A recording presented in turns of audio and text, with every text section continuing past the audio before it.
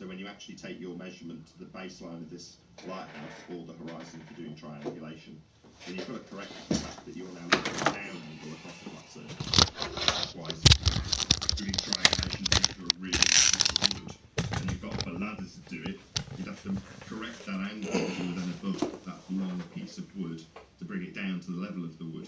Well, that's all it is. It's a height.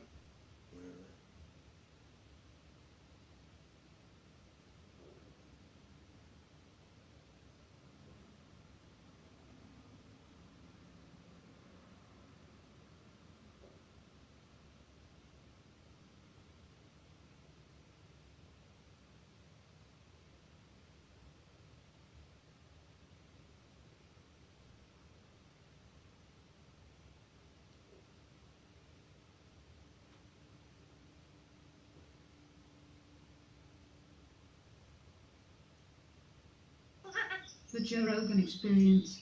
I had this other experience I just wanted to share about.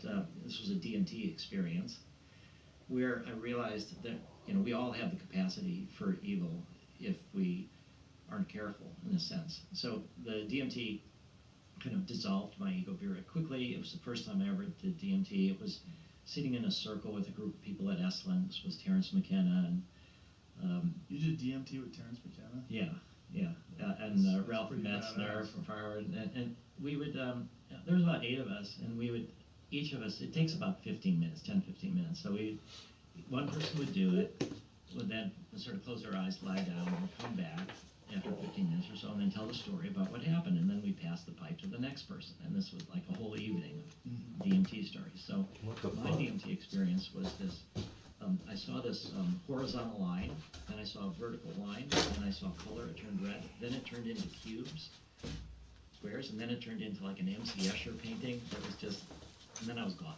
And it was just, it didn't make sense, then I was gone, and then I just had this insight that in the deepest recesses of who I think I am, in this inner voice that's kind of always talking to you, that I was using English, and I didn't invent English. It's all the product of all these people that came before me. So even in my most inner private self, I'm intermixed with everybody else and everything that came before me. And I had this beautiful experience of going back to the Big Bang and all of this kind of sweep of evolutionary history, and I'm part of everything, and everything's part of me, and it was all this beautiful stuff. And then I realized this sort of logical part of my mind was like, well, if everything's part of you and you're part of everything, then Hitler's part of you too. And that was very shattering for me. That was in the DMT experience. That was in the DMT. Did you see Hitler in the experience? I did. And like a million golden Hitlers floating around you? Well, that we all have that capacity, that if we want to claim that we're connected with everything, that it's not just the evil out there, that it's potentially in me. And it was very shattering. And all right, I want to get started on this painting, but I don't want to clean my palette from the other paints that I'm using for the previous painting. So I think I'm going to just grab a whole different palette.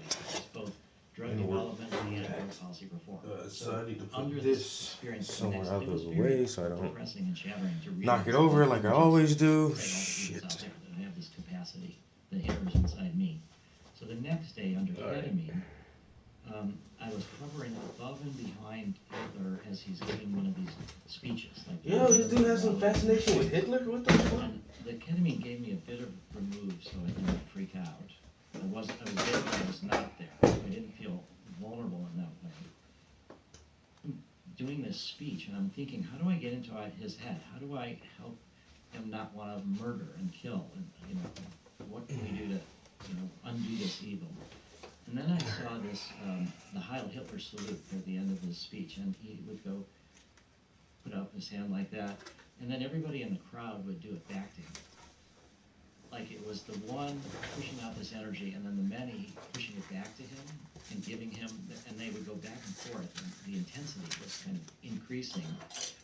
And at that point, I was just realizing there's no way to get into his head.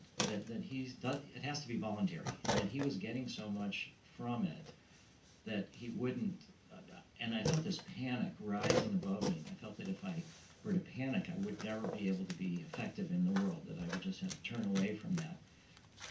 Ketamine, you can still breathe. Realize that if I just breathe, that might help me deal with this fear. and I started deep breathing. And then came this idea that, ironically, Did I rather just than break this thing? change the mind of the one, we need to change the mind of the many. And that they don't get as much out of it as Hitler, that they're giving away their power to him. That's where we need mass mental health. You hear a lot of people. I had a chance to talk to Steve Jobs for an hour a long time ago, and but he was like, I can't believe I just broke stuck this. in the 60s in a way. He was like, God, if we could just give all these politicians LSD.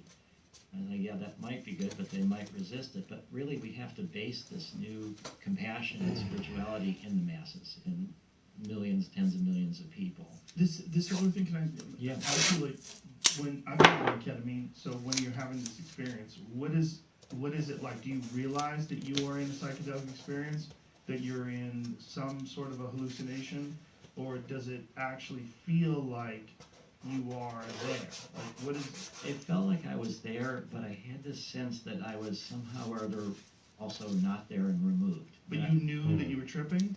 Well, Alright, let me get the I photo. lost that for a while, and as the panic kind of built up, I had this thought, I can breathe. So I did have that sense that I was on a drug, and that if I were just to modulate my breathing, that would help relax me.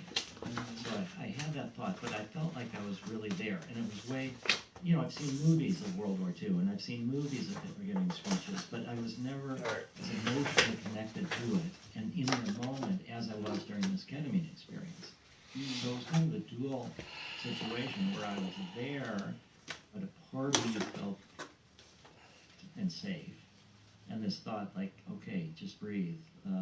But I never had that insight before about the Heil Hitler situation, how this energy exchange between and how the rallies were very dramatic, and that's Browns, what reds, it is done purple. through these rallies. You know, Hitler was on all kinds of drugs. Brown, red, purple. There was, God, I keep forgetting who told us that story, Jamie, but there's a story about Hitler convincing Mussolini.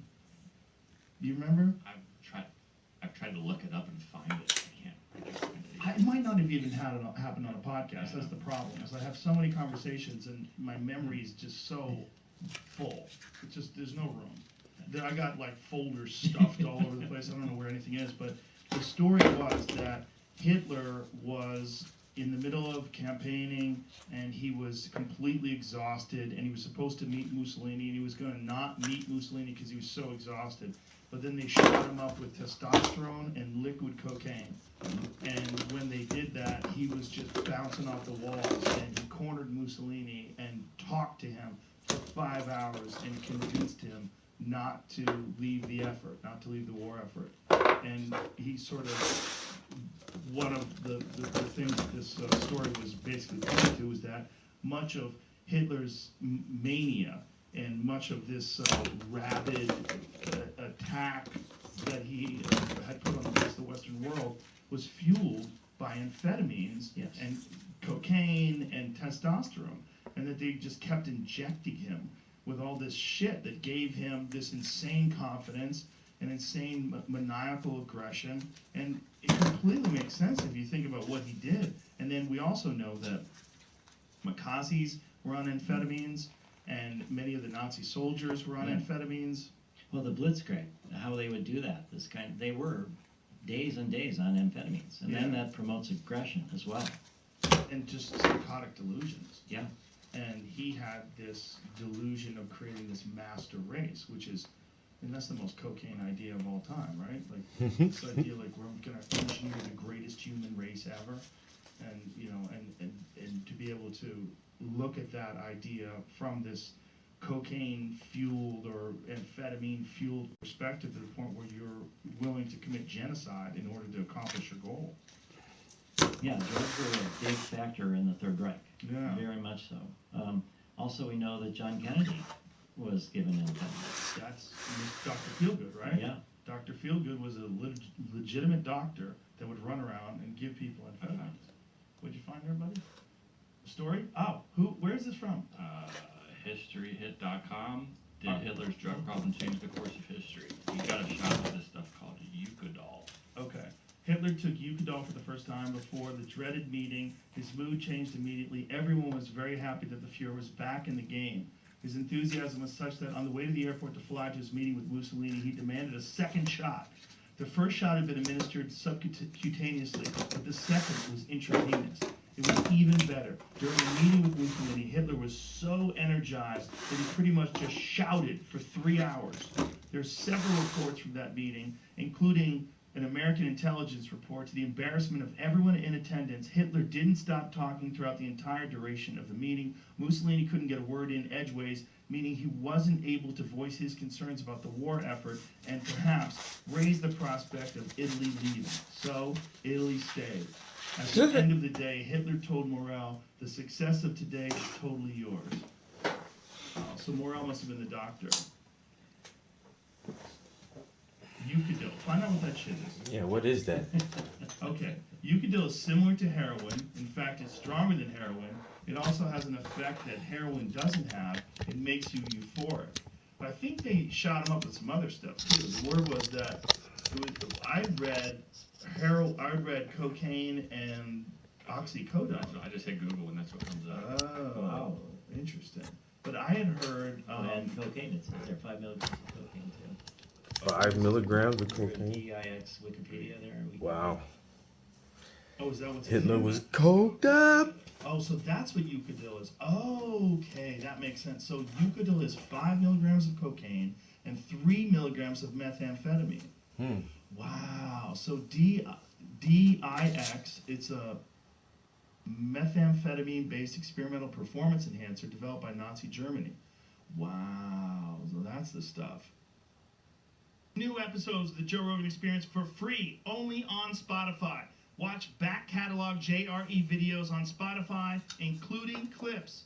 Easily, seamlessly switch between video and audio experience. On Spotify, you can listen to the JRE in the background while using other apps and can download episodes to save on data costs, all for free. Spotify is absolutely free. You don't have to have a premium account to watch new JRE episodes. You just need to search for the JRE on your Spotify app. Go to Spotify now to get this full episode of the Joe Rogan Experience. Your medicine helps you live your life, but Democrats want new taxes on prescription drugs. This means fewer new drugs and cures will be developed. Tell Washington, don't tax our healthcare.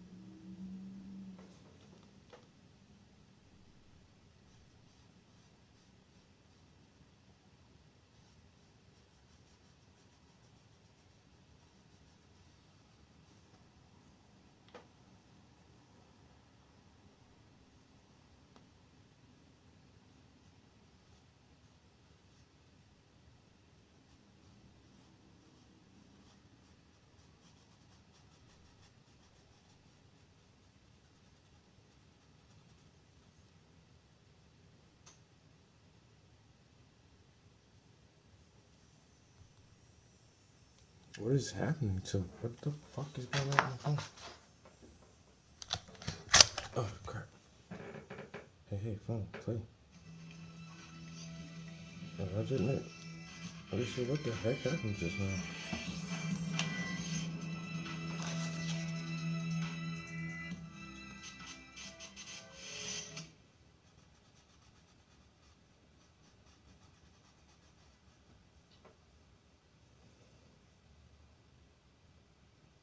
Yo, it's buffering so bad. I swear the internet up here in the studio is just the worst. The worst Wi-Fi connection ever. There it goes.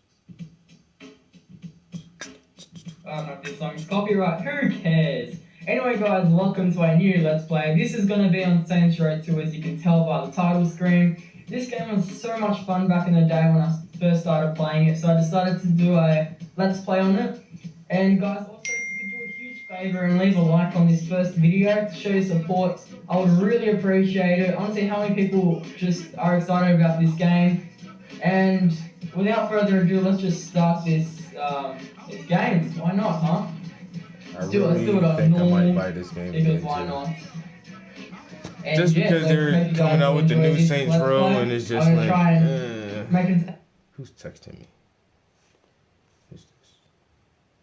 Why don't my- Oh my god! Yeah.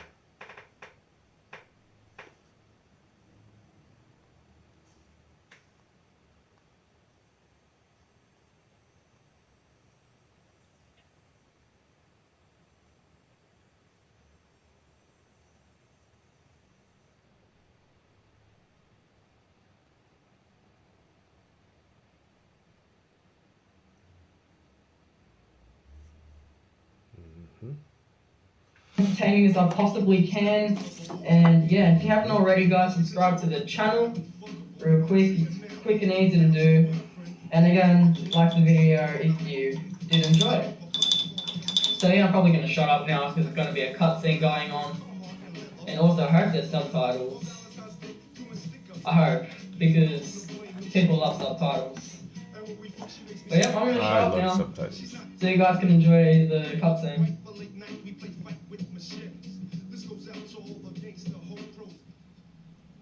You'll never guess who's awake. You're shitting me. Come see for yourself. How long has it been? Years. I stopped keeping track a while ago. Can't believe it's been that long. Time flies when you're watching someone breathe through a tube. How's the family?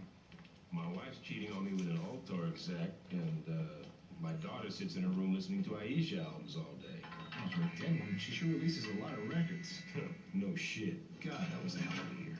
Alderman Hughes, Mayor Winslow, Aisha, Chief Monroe.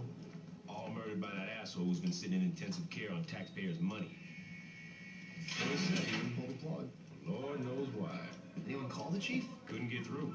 The press has been mobbing him with phone calls. Oh, about the... Yep. I forgot that was today. You should pay more attention. Fuck off. How's the patient? Seeing as they're still breathing after being caught in a massive explosion, I'd say pretty good. Yo, that's what happened at the end of Saints Row Part 1 is... How did that end? I think they were on a boat or something. They were trying to take down the corporation and something on a boat or a pier, maybe. Some kind of crazy explosion. And that's how the game ended, yeah. And then, yeah, Part 2 is you're waking up in the prison ward hospital. A couple years after the Saints were disbanded.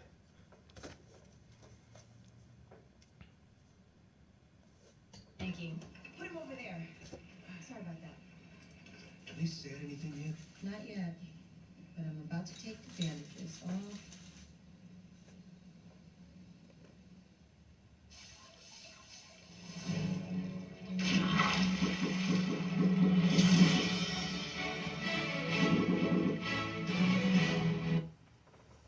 This is where we customize our guy. Alright, that's definitely not me. That is definitely not me. I'm more Caucasian. One more Caucasian. Yeah, let's go bodybuilder. Why not? What's athletic like? Also, I haven't played Saints Row 1. You haven't played Saints Row 1? This game, I'm pretty sure, leaves off after Saints Row the first, or whatever you want to call it. So, yeah, I haven't played that. Also, I'm gonna try not spend too much time. Ooh, tits. I'm gonna try and spend. I'm not gonna try and spend too much time on this. Muscularity, why not go 100? Let's go. Fatness, oh, that's disgusting. We'll go at around a solid 25. Why not? Yeah. Age, I'm facial hair yet. Yeah, target. Coat with a feathered one. I guess. That looks like it healed nicely.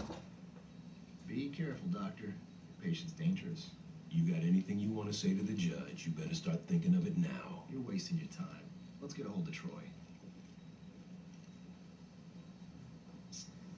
Hey, is it really you? Do I know you? My brother was in the Saints and he told me all about you. Listen, we gotta get you out of here. Well, I'm sure if we ask nicely. I know a way out. Yeah? Then why are you still here? I heard you were in here and I wanted to bust you up.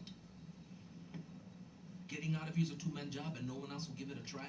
You really expect me to trust some guy I don't even know? Come on, I just got myself shanked so I could get a chance to talk to you. Doesn't that show I'm loyal? It shows that you're dumb enough to let yourself get stabbed. I'm trying to help you. You know what I got the last time I just realized this character does have a very black voice. You need me. The hell I do? I got the Saints. Sure you do. What's that supposed to mean? How long do you think you've been out? I don't know, man. 2 or 3 weeks? Look, I know you think you're a badass, but do you even know where you're at? Without me, you'll be wandering around the prison for hours. Even if you manage to hide from the guards that long, and if you actually figure out how to make it outside these walls, we're just gonna find out that you're sitting on a goddamn island. And I'm pretty sure you can't outswim the Coast Guard. You got a boat stashed here? No, but I know where we're gonna steal one. All right, let's get out of here.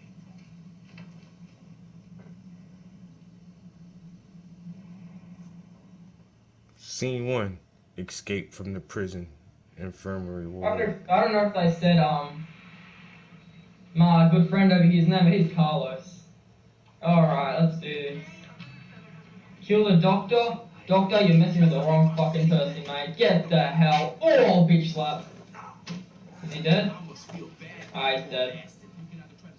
And then he bloods ridiculously. Jesus, it's not like I did that much.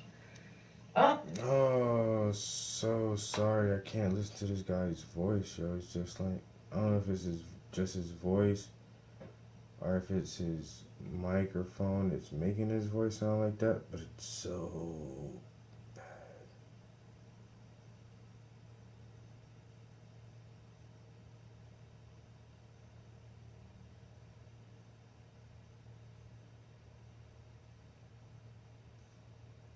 So bad. Alright.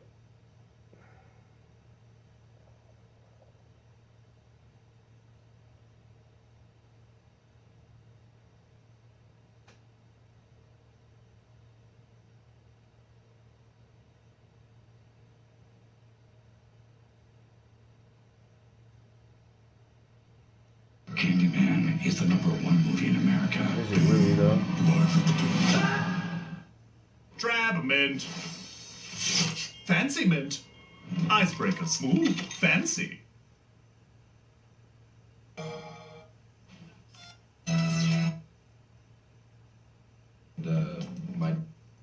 Anyone call the chief? Couldn't get through. The press has been mobbing him with phone calls. Oh, looks like it healed nicely. Be careful, doctor. Patient's dangerous. You got anything you want to say to the judge, you better start thinking of it now. You're wasting your time. Let's get a hold of Troy. Hey, is it really you? Do I know you? My brother was in the Saints and he told me all about you. Listen, we gotta get you out of here. Well, I'm sure if we ask nicely. I know a way out. Yeah? Then why are you still here? I heard you were in here and I wanted to bust you up. Getting out of here's a two-man job and no one else will give it a try. You really expect me to trust some guy I don't even know? Come on, I just got myself shanked so I could get a chance to talk to you. Doesn't that show I'm loyal? It shows that you're dumb enough to let yourself get stabbed. I'm trying to help you. You know what I got the last time I trusted someone? Blown the fuck up. You need me. The hell I do? I got the Saints. Sure you do. What's that supposed to mean? How long do you think you've been out? I don't know, man. 2 or 3 weeks? Look, I know you think you're a badass, but do you even know where you're at? Without me, you'll be wandering around the prison for hours. Even if you manage to hide from the guards that long, and if you actually figure out how to make it outside these walls, you're just gonna find out that you're sitting on a goddamn island. And I'm pretty sure you can't outswim the Coast Guard. You got a boat stashed here? No, but I know where we're gonna steal one.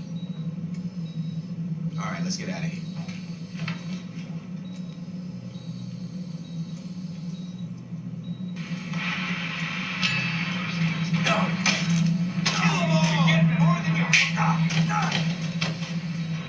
You didn't have a chance against me.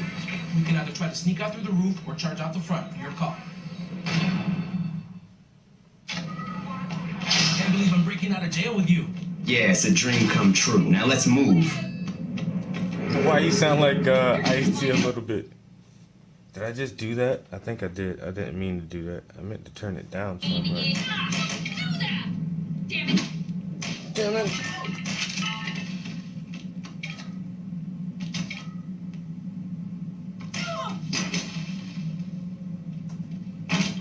Do I have any white? I need white paint.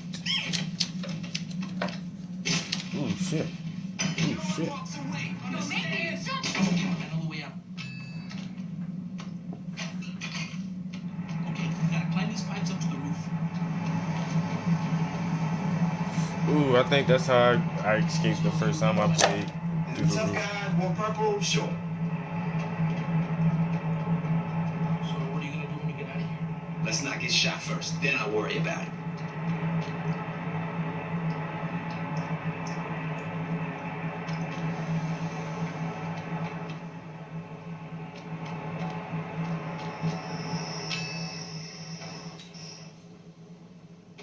Something is on my breath.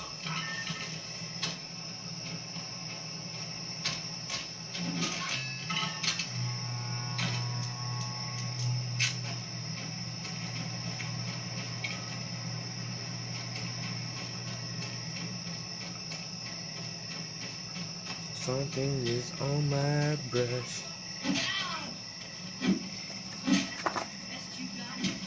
Should've known better than mess with me. Should've known better than mess with me.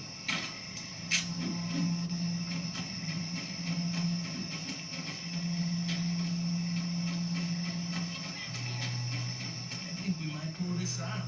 Glad you have so much faith in your plan.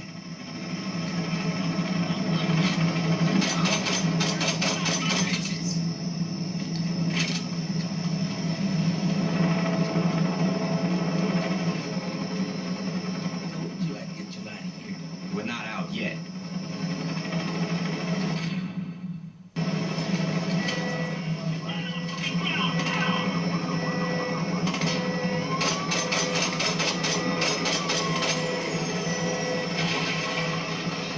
Yo, I so remember all of this, yo. This shit was so fun, yo.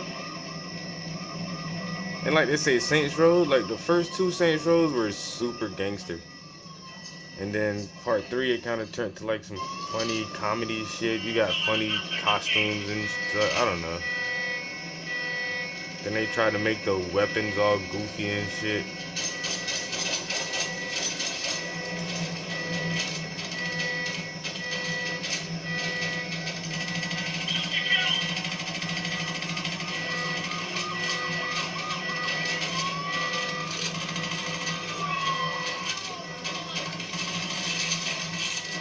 Yo, it's so much chaos. So much chaos going on in this game.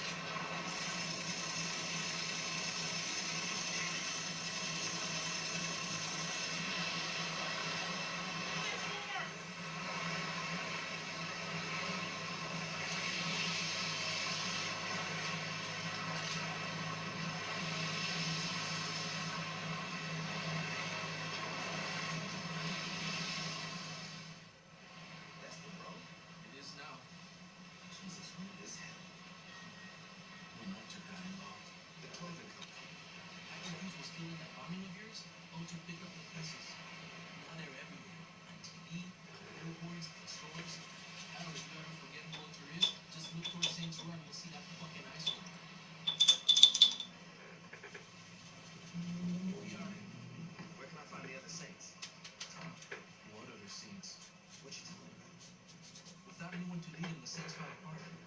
Once the Brotherhood, Ronan, and Sammy showed up, the few that were left dropped their flags before they got killed. Well, that's fucking great. Look, I know you didn't ask for it, but my advice is to just keep your head down. The cops are looking for you and a lot's changed. I say you just go buy a beer and soak up as much information as you can. Thanks, Carlos. Anytime.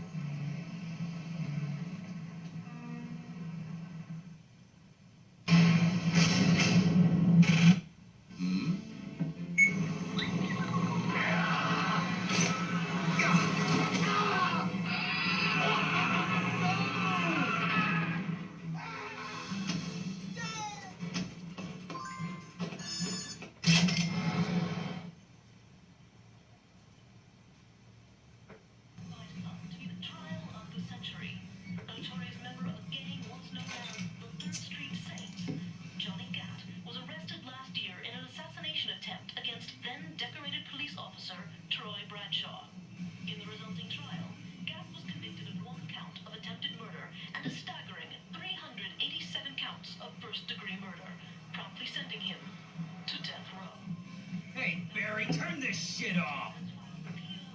Yeah, I was watching that. I guess you're not anymore, are you, bitch?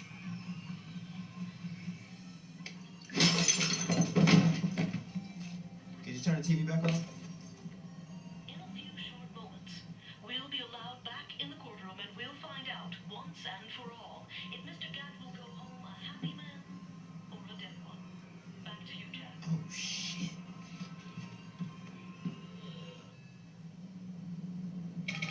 Damn, you really want to look? Ow, man! I'm just warming up. Where you going? I ain't finished. Christ! When these people gonna get the same territory? Oh!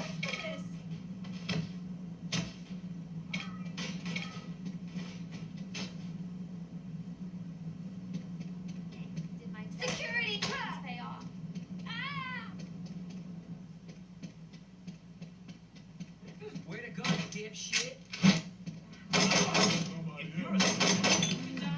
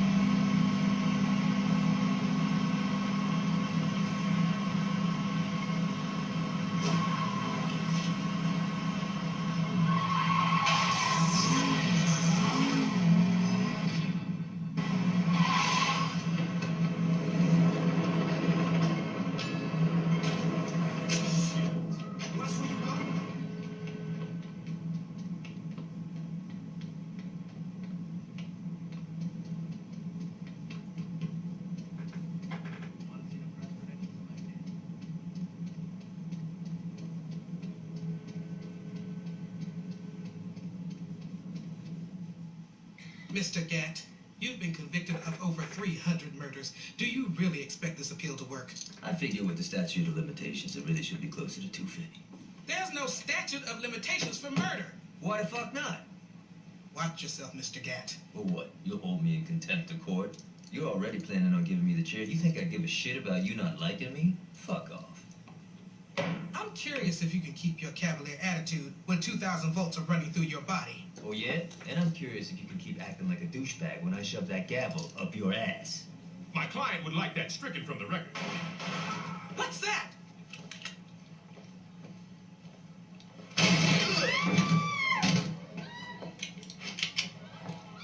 Drop it.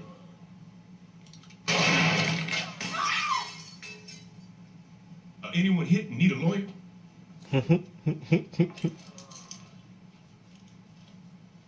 Shit. About time your burnt ass woke up. You okay, Johnny? Yeah, aside from almost getting sent to the chair, I'm fucking great. Hey, you look different. You do something with your hair? You ready to get out of here?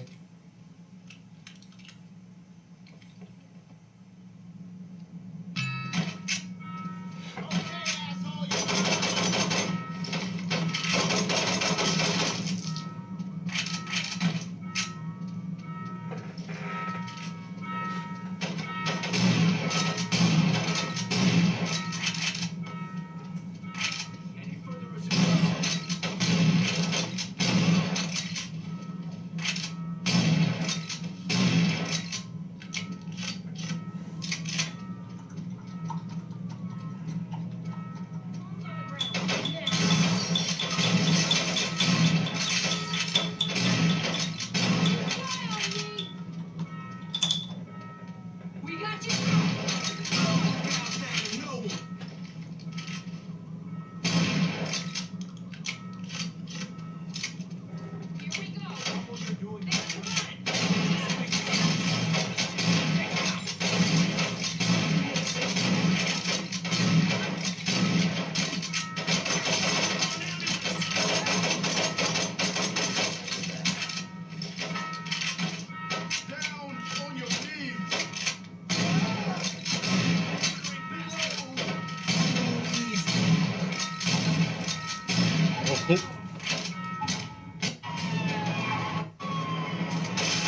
With Aisha? Yeah, I mean, got a little tricky with me on death row, especially you on the PL after thinking her own death. But, you know, we got the way to make it work. How long were you in jail anyway? 2 years and 31 days. Like you were counting. Yeah, right? You know, it's weird. People inside were betting how long I'd last. See, when I was first busted grass, I was trying to put me in the ground. After Troy became chief of police, it all stopped. Troy must be more forgiving than I am. Troy's the chief of police? You better start getting with the times. Julius is missing. Ben King wrote an autobiography. Dex is a... Don't even get me started with Dex. But the real issue is Troy. In a couple of months, he might be an undercover cop. The chief of police. And word is, he's obsessed with finding out what happened on your little boat trip with the alderman. If I get some free time, I might swing by the station and say hello.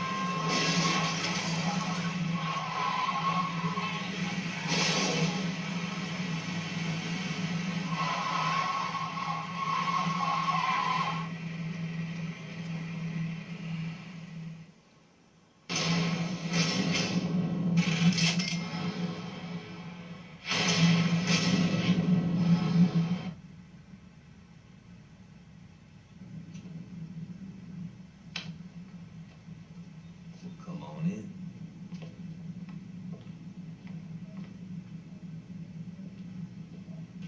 You want a beer?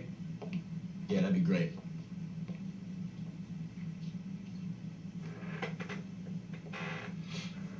Johnny, who's that? Yo, come to the living room and find out. Johnny, I don't care if you just broke out of jail. You do not mess with my furniture. Oh my God, it's you. Surprised, Aisha? What? That you're here or that you're talking? Pick one. We all thought you were dead. I almost was. Well, for someone who was blown to hell, you look great. Did you do something with your hair? Yeah, I've been getting that a lot. Yo, can we get back to business? What's the rush? I've been cooped up on death row and that bitch has been laid out in a coma. We definitely need to remind motherfuckers who we are. And that can't wait until after dinner? No. You two haven't changed at all. Well, you know, there's a saying about dogs and blowing shit up. So what's the plan? We get our crew together.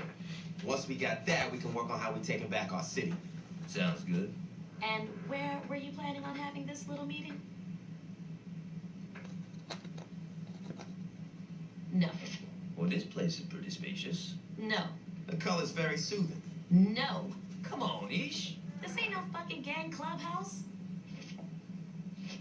Change your plans. We gotta find a new place. Yeah, you got it.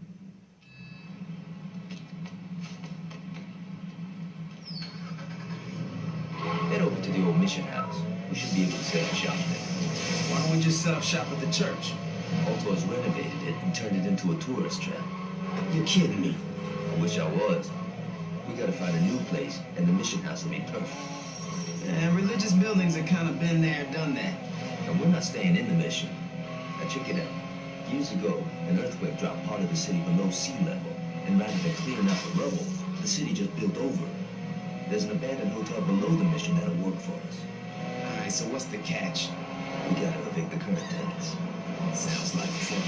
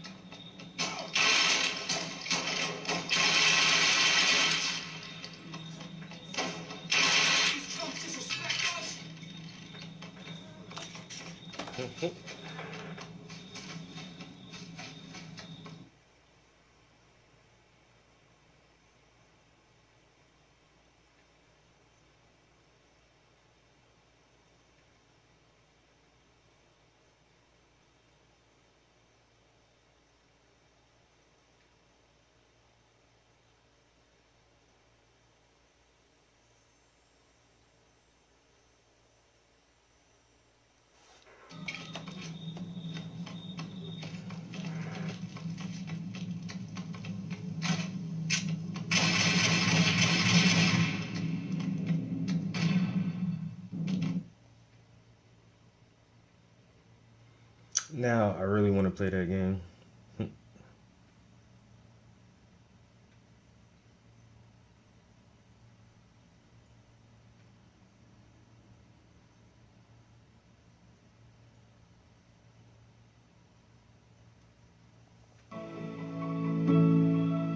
With cool sculpting, you do have to have some patience because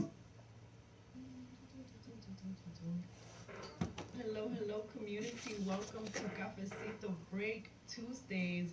And I am here with my sister, my beautiful goddess friend, Zaza Ali. Welcome to the show, Mama. How are you? Peace, Queen. I am doing very well. Thank you for having me, and peace and love to your audience. Thank you. So I want to thank everyone who is tuning in right now, and I'm going to ask you if you want to be part of the chat, if you're going to want to have some questions later when we open up for Q&A, please subscribe. And let me tell you a little bit about my beautiful sister. Zaza Ali is an author. She's an educator, entrepreneur, and a spiritual liaison. And under this umbrella of the company Alchemy Publishing, she has released 2 books, 4 metaphysical workbooks, and a plethora of workshops, merchandise, and online content. You can find her content on IG, I am Zaza Ali, and on YouTube, Zaza Ali. And you can find her website, zazaali.com. Welcome, sis. Thank you so much for having me. I believe that the last time we connected was in 2019. That sounds about right. Oh man, it's interesting to be connecting during this time. So much movement has happened for all of us around the world, and it's interesting because even though the last time I connected with you was physically, on this virtual level was then, it does feel like no time has passed, which is interesting. I think that humanity is on a awakening path, and it's filled with lots of beautiful and very painful realizations. And today I'm excited that we're having this chat because I feel like you're one of those voices. From years, you are unapologetic, but you're unapologetic in a graceful way, in which you bring wisdom and knowledge and experience, and you integrate that in the way that you express yourself and the way you're understanding metaphysics and the connections in science. And you're also very bold and courageous, and there are very few like you on this planet who are putting everything on the line to be able to express these thoughts that many of us are thinking or asking questions about, or are a little bit even nervous. Many people are just whispering these things, but I think that collectively, I think that people know something doesn't feel or seem right, and it hasn't really seemed like that for a long time. So with that, I'd like to say thank you for the opportunity for this conversation. And how have you been? I think unapologetic, but in a graceful way, that might be one of the best compliments that anyone has ever paid me. Particularly because, I am a lioness, you know what I mean? And as I've grown in wisdom, there were certain periods where I didn't want to be a lioness, you know what I'm saying? Because being a lioness means you have to roar, and you know what I'm saying? You got to defend the pack and everything that comes with that. And I was tired. You know what I mean? Like I'm battle tested, you know what I'm saying? Through social media, through life. I'm tired at one point. And then of course, fast forward, you kind of pivot and shift things around a little bit. And I'm at the point now, particularly with what's going on in the world, where I have 100% embraced, the lioness, and it's the roar. Sometimes I hear myself, I don't even really listen to my videos after I do them, but sometimes, when people tag me and I'll hear myself and I'll come off super not powerful, but passionate, and, and I'll be like, oh, Zaza, you could have said that another way, or, you know what I mean? But at this point, sounding the alarm is not, you know what I'm saying? Chime bowls and flowery language and music, like, and to your question about 2020, there's this in the metaphysics or the spiritual world, right? The spiritual teachers and those of us who are aspiring to be, spiritually focused. What you focus on expands, right? The law of attraction, right? Basically whatever you are resonating and emanating is what's actually creating your reality. And so in 2020, when I was living in Atlanta, once I saw that what I had actually been researching for 20 years and what I had written about in my book and all the conspiracy theories, I have 20, 30 books behind me talking about what's taking place in the world right now. So once it became apparent, like, oh my God, this is really happening, the first approach was, wait, let me stop research. We still, that thing. But then it was like, well, from a spiritual perspective, we have to be balanced in our awareness, but we also have to be careful about giving it too much attention, right? Because we fan the flame, so to speak, right? In the quantum realm, whatever we're thinking and feeling is created in reality, right? So Bro, whatever you're saying makes no fucking sense, yo. And you're just texting so many messages just to get a response. It's cool. I'm responding to you. I acknowledge your existence. We all know that you're here and you have a voice and you want to be heard. And you feel like maybe if you criticize my art that it will help me engage with you in some type of way. You don't have to criticize my art for me to say, hey, bro, what's up? You know? It's all good, bro. I mean, because if the critic could do what the artist is doing, you would be doing this, and I would be watching you, and not the other way around. Maybe?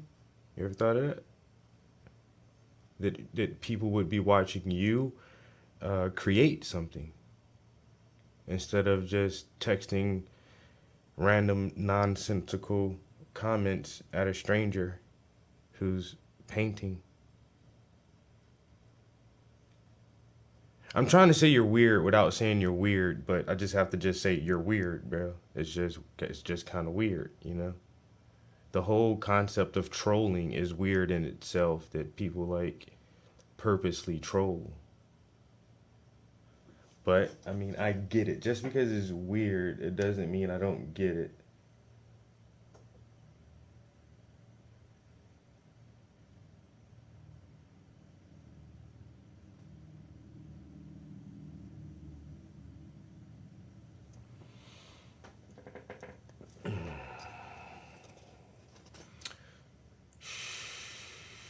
Sheesh. Sheesh, my guy. Ugh.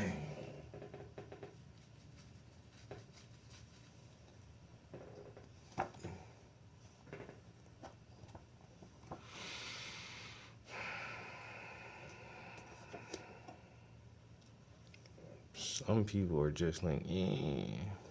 2020, and I just kind of was still. I put some content out, but there was like a 6 to 7 month gap where I didn't put any content out. It's in that space of, okay, I have to cover down over myself and my son. I don't want to bring any negative energy to me. People are scared out of their minds, and if they knew half the things that I know, it would really blow them away.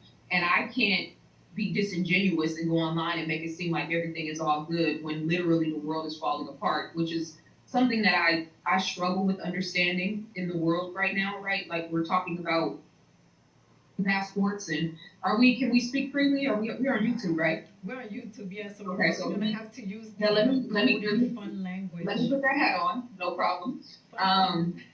But as I'm just sitting back and looking at everything, and it's like, bro, so I typed out for 6-7 months, came back to California, moved around a little bit, got my son settled in California, and things didn't improve.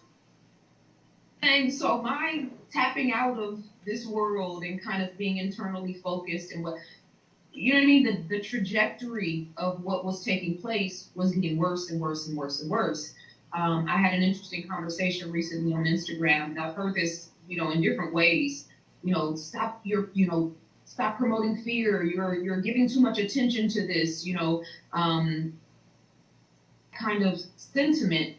And so I sat back and didn't say anything and just kind of observed everything, and things got worse, and then things got worse. Now, the Kabbalion talks about the law of causation, right? And the law of cause and effect. So what's happening now is directly tied to an agenda that has taken place or that's been in the works for 100 years now, right? So the law of cause and effect, which is a spiritual law, says that not only that agenda from the powers that be, I say the powers that used to be, but not only that agenda, but humanity has been so off the rails long. What's happening right now is a physical manifestation of what's going on in the minds and hearts of the people around the world, right? So, you know what I mean? The law of cause and effect has led us to this point. So we can't deny things that were brought here you know what I mean, the Africans that were brought here and that built this country, which gave, you know, endless wealth to European nations. Those people from those European nations at the top of the pyramid, a small group of white men, took that money, took that wealth, took that experience and expanded, and created this world that we know of right now. So 2020 was a, you know, eye-opening as far as what was happening in the world, but it was also very validation for me, number one, because, you know, I caught a lot of flack over the years for the conspiracy theory, pseudoscientist piece, right? But then it was also, I realized, like, yeah, this is why I'm here. You know what I'm saying? Like, I'm here to set it off, you know, and set it off, destroy a world and build a world. Like, I'm trying to be a part of both of those things, right? So it was confirmation and validation for me for the 42 years of my life and everything that I've been through, the best and the worst of it, and my avid thirst for knowledge and, you know, researching all this stuff that most people were like, what the hell are you talking about? You know, like, my book isn't a, you know, a bestseller because it's not a sexy subject, right? It's not something that most people are even interested in.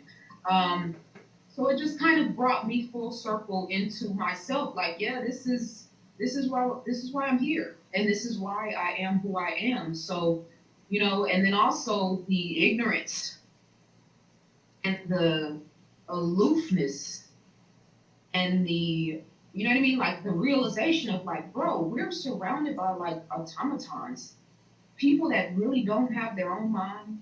You know what I'm saying? Like you could tell them the sky is blue, but they'll look up and make up some excuse or talk about their contacts or their sunglasses. Like, it really dawned on me how masses of people on this planet have no idea what is actually taking place. So so 2020 was very clarifying for me, gratifying, and also I ended up leaving Atlanta, coming to California specifically for the beach, to LA, and that's where we are now. So I have a question. When all Yes. that was sort of coming together, 2020, I'm imagining as you were speaking, all of this crashing of information just sort of like integrating into like one timeline. Yeah. Where you're like, oh, all of these things that maybe I was still trying to figure out are or crystallized at this moment. Mm-hmm. So, walking back, early 2020, Interfere is on TV. Starting to see, making these connections really quickly. The masses are pivoting, shut down, hide. And I'm not saying this with any criticism from anyone. I know everyone had very different experiences from wherever you were, right? I'm just saying just how people integrate information. Some people I know didn't leave their home for months. When you were seeing all of this being really heightened in the media, how did you pivot when it came to you using Pampers on your face? Did you stay home? Did you decide to take walks outside? How were you integrating early 2020, knowing all of this information that's coming into your awareness? And it's, I mean, you said some people didn't leave home for months. That is just absolutely astounding to me. You know what I'm saying? Like, and I also realized how much human beings don't really know themselves, because it was never a question of me, was I gonna get sick? I was never the person that was like, every time I walked in a store and touched, I sent hand sanitizer everywhere, and you know what I mean? Like, I wore masks in Target or Whole Foods, right? The places that I had to go, but I never wore it on my nose. So that's my compromise, right? Because I don't want to, I'm picking my battles. Can I go into every store and, you know, and stake my claim and talk about, you know, the Constitution and all that stuff? Sure. Is it worth all that to me? No, because it's a business. So it's a private business, so you have the right to go there or you can go somewhere else, right? It wasn't, the stipulations weren't as dire in Atlanta, in the Atlanta area, as they are in California, and I obviously didn't realize that until I got here. And I know the same was true for New York. I had a client that I was working with at the time that was in New York, so she was giving me the play-by-play there. And just so everybody knows, California and New York is where culture is created. So the saying goes, as California goes, so goes the nation, right? So it was very strategic when I first started, paying attention to what was going on, that it was in the most in California and New York, right? This is where everything was going down. But then you're in Atlanta and it's like, yeah, there was mask mandates and people weren't really out in the streets, but it was not as severe as far as the, the climate, so to speak, as it was in these areas. So I never worn a mask. Matter of fact, most of the time I take the mask off as soon as I make my purchase in the store. Now that I have what I want from you, I'm out of here and I take it off, right? It's ludicrous to wear a face mask anywhere outside. I mean, it's ludicrous for me inside, but just to be outside with fresh air and fresh oxygen and the sun is shining and you're wearing a mask that obviously it's not protecting you from anything. But, I am a natural introvert. So it's not difficult for me to not have to deal with the world, right? My son, being 16, 17 years old, well, he was 17 at the time, it was harder for him, the online schooling, his friends come and go. So our life wasn't turned upside down the way a lot of people's lives were. Was I walking every day? Was I working out every day? I was going to Stone Mountain. I was hiking. You know what I mean? I was really taking the time to kind of focus on yoga, focus on my physical fitness, and just really kind of getting my mindset right. But I knew from the beginning what it was. Before I even was able to cross the T's and dot the I's and research this and this and that, I knew what it was because I knew the agenda that was planned 100 years ago, right, and what to look for when it was coming. So I didn't panic. I was like, oh, okay, fun, right? I started to see it, but I also wasn't out in the world, right? So I'm not interacting with family or anything. I was just me and my son. They all right. They're not great, but they're good, I guess. I was in San Francisco and I drove to New York and did not see one human being. If you've been to San Francisco, all along the piers, along the Pacific Ocean, where the bridge crosses, it's all lined by water. It's beautiful. There's piers, the boat docks and everything. I didn't see a soul, and it freaked me out. That's when I think it really, the gravity of it and how it had affected the masses. You know what I mean? That's when it really, really, really set in on me. Like, oh wow, they bought it. You know what I mean? Like the world bought it. So funny. So that's kind of where I was with it. But I never been sick. I don't get.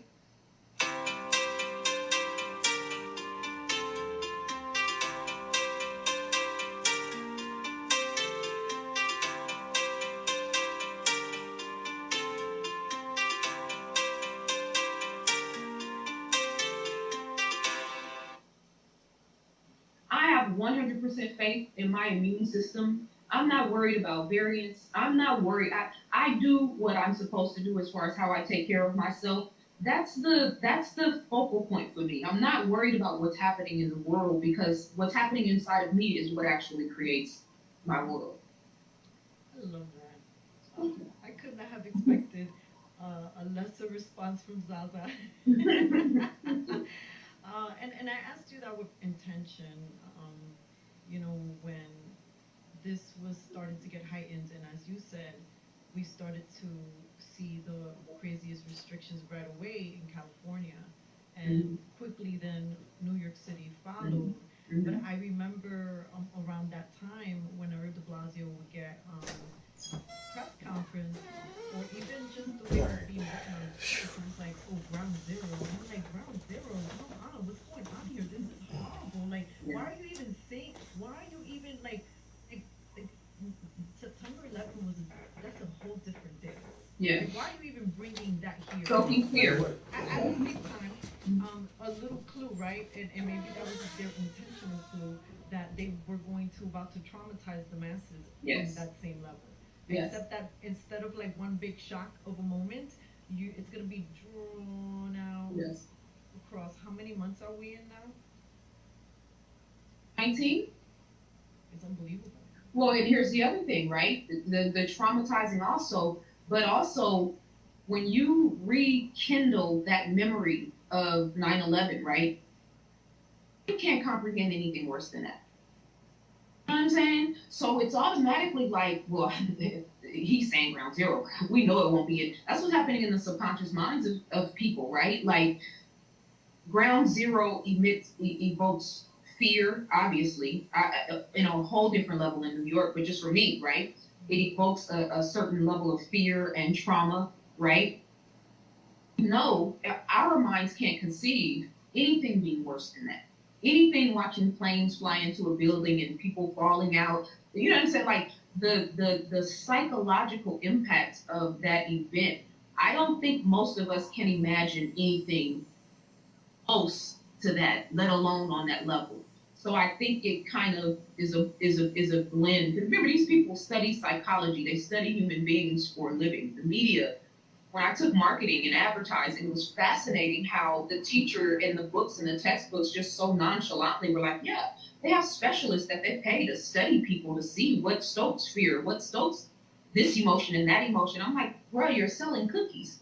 You know what I'm saying? Like, you have scientists and psychologists that actually are studying this stuff to figure out how to get me to buy a $2 bag of cookies. Yeah, it's a real science, right? So yeah, you know what clued me into that? My first job out of college was I was a retail manager for one of the Stern Federated stores. So as a beautiful sales retail manager, you need to go through these sales trainings, and you know, like every single time you got new merchandise, you were required to just switch everything around, move the new stuff to the front, and then my sister and I have the metaphysical business, and I'm starting to, and then you start understanding like elements of feng shui, or just, hey, a brand new thing comes in, it's brand new energy moving it around, and I'm like, wait a minute, and then you start understanding colors and how they're using colors purposefully as well to emit a mood, to or how they design the setup so that the fragrance is what greets you.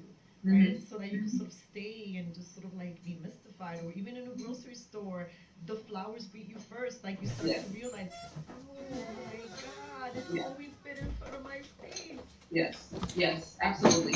Yeah, it's a whole science, it's a whole world that's happening underneath the world that we, like I said before, that's why we got to this point. Like, yeah, we've been allowing these people to rule. Come on, human beings.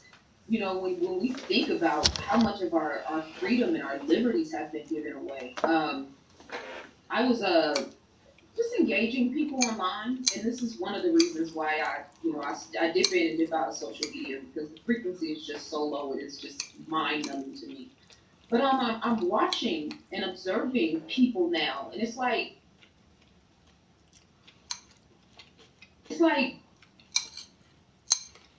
the world happening in front of us that we can see, right? But then there's like this whole dark kind of, I don't even think I've properly found the words for it, and that's frustrating for me as a writer, and always trying to be clear when I express myself.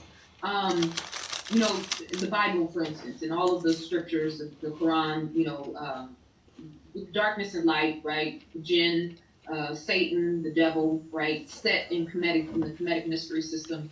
All these different reflections of evil and negativity, right? That we always, you know, was either a character in a movie, or, you know, so-and-so robbed and killed somebody on the news, or, you know, way over in Afghanistan, somebody blew up a building, right? I'm starting to see that frequency in people I know. You know what I'm saying? And I had a conversation with my son yesterday that literally it was I'm still kind of calming down today about, because he's up in the Bay Area with my family, and like telling me basically that people in our family have been pressuring him to take the you know what. I'm sorry, what? You know what I'm saying?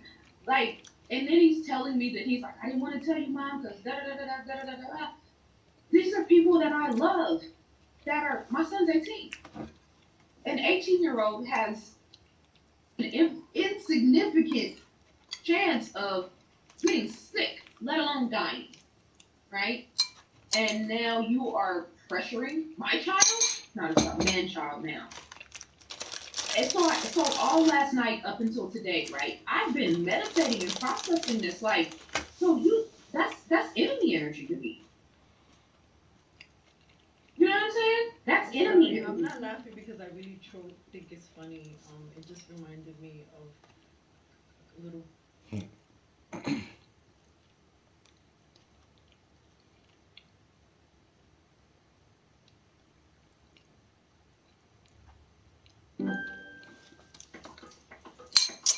The reason people rarely see me is because I'm too busy working on all my side projects. That's why I need a laptop with all my favorite.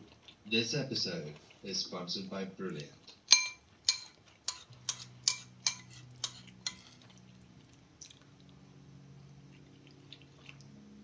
Approximately 2 billion years ago, the Earth was forever changed. A few 100 million years prior, a set of microbes had evolved a new ability, photosynthesis, turning sunlight into food and releasing oxygen as a waste product. At first, this oxygen was simply absorbed by the land and the oceans, but now it was spilling out into the air, changing the chemical constituency of the entire planetary atmosphere. The Great Oxidation Event had begun. Still today, after 2 billion years, photosynthesis persists as an undeniable evolutionary advantage, continuing to fill our atmosphere with oxygen. In the history of our planet, no other event so clearly advertises the presence of life on Earth, a cosmic signpost of Earth's biology to distant aliens. But could we be crossing a second such event, a transition from biology to technology, from instinct to sentience, the Great Awakening Event? Join us today as we explore the balance of biology and technology and the possibility of persistent intelligence.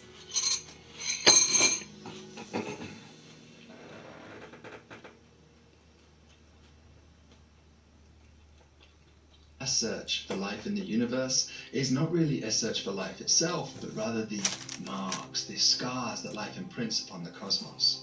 On the Earth, that's not how it works. If a biologist discovers a new species of insect, for example, it would almost certainly involve a physical sample of the insect. We could hold it in our hands, we could dissect it, experiment upon it. Perhaps one day we might be able to do the same with Mars or Venus, but when it comes to our search for life beyond the solar system, we are frustrated by the limits of our technology. The vastness of space changes the role of the scientist from an active, participatory experimenter to a strictly passive observer.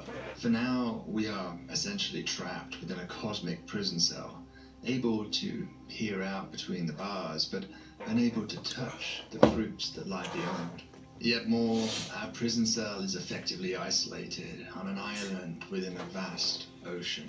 The next island is so far away that we cannot make out its shape or form, just a blurry, hazy point of light on the distant horizon. For now then, our quest for life in the universe involves squinting at these distant specks in the hope of seeing something about them which might betray the presence of life, the way that life might affect that speck of light.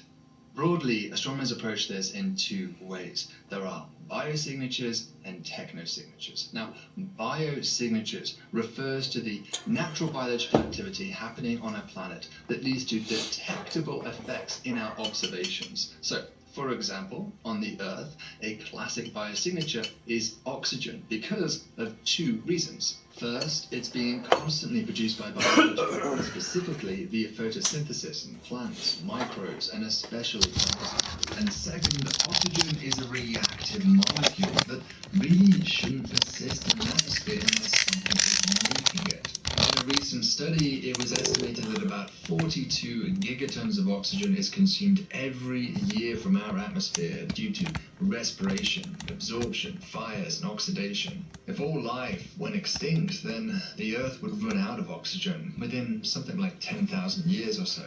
Astronomers like myself can also look for life via technosignatures, which, as the name suggests, refers to the technological activities of an advanced civilization. So this could be anything from a radio emission, such as a directed message sent our way between the stars, to anthropogenic climate change, the unnatural climate forcing happening on our planet right now. You can see then that technosignatures don't always have to be intentional signals. Even our space satellites could betray our presence to another civilization. But technosignatures are different from biosignatures in that they require a very special type of life, intelligent life that uses technology. A fun topic to spark a lively debate in any astronomy department is, what are we more likely to detect first, biosignatures or technosignatures? Now, in my experience, these debates tend to lean heavily towards biosignatures for reasons that we'll get into, but first I want to highlight that this is more than just astronomy small talk. It actually dictates the very design of upcoming NASA flagship space missions. Right now, NASA is in the process of choosing the successor to the James Webb Space Telescope, which itself is the successor to the Hubble Space Telescope and will be hopefully launching later this year. Two of the options under review are geared towards the search for life, HabEx and LUVOIR. Both of these are multi-billion-dollar missions that aim to ultimately seek biosignatures on nearby Earth-like planets. Biosignatures. In contrast, there are no plans or even proposals for a multi-billion-dollar technosignature space mission. In other words, NASA and others are not even considering going the technosignature route. So this seemingly implies that the debate is settled, right? Biosignatures are always the best way to look for life. So, as many of our regular viewers know, I often like to think about the counter-argument, the less popular opinion. It's a great way to sharpen our thinking on this, to make sure that we're betting on the right horse, but it also reveals some interesting new insights. But before we do that, I want to thank the sponsor of today's video. That's Brilliant. You know, what makes us intelligent is our ability to learn and to adapt. Our minds are muscles that we have to continuously train. Brilliant is a gateway to do just that, offering over 60 rich courses in math, science, and quantitative finance. I encourage all of you to never stop learning, to become the best version of yourself. And this is a great way to do just that in a fun, interactive environment. There's even an astrophysics course including sections on cosmology and our favorite, exoplanets. You can subscribe and help Cool Worlds out by using the link brilliant.org/coolworlds, and the first 200 of you to use that link will get 20% off the annual premium subscription.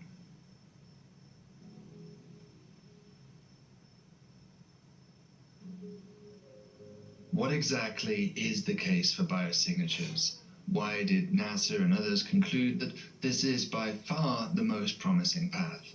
There are many different facets to this debate that we could explore, but to keep things simple, I'm going to focus on what I would say are the three most important points: frequency, ambiguity, and persistence. The frequency argument highlights that intelligent life is, by definition, a specific subtype of life.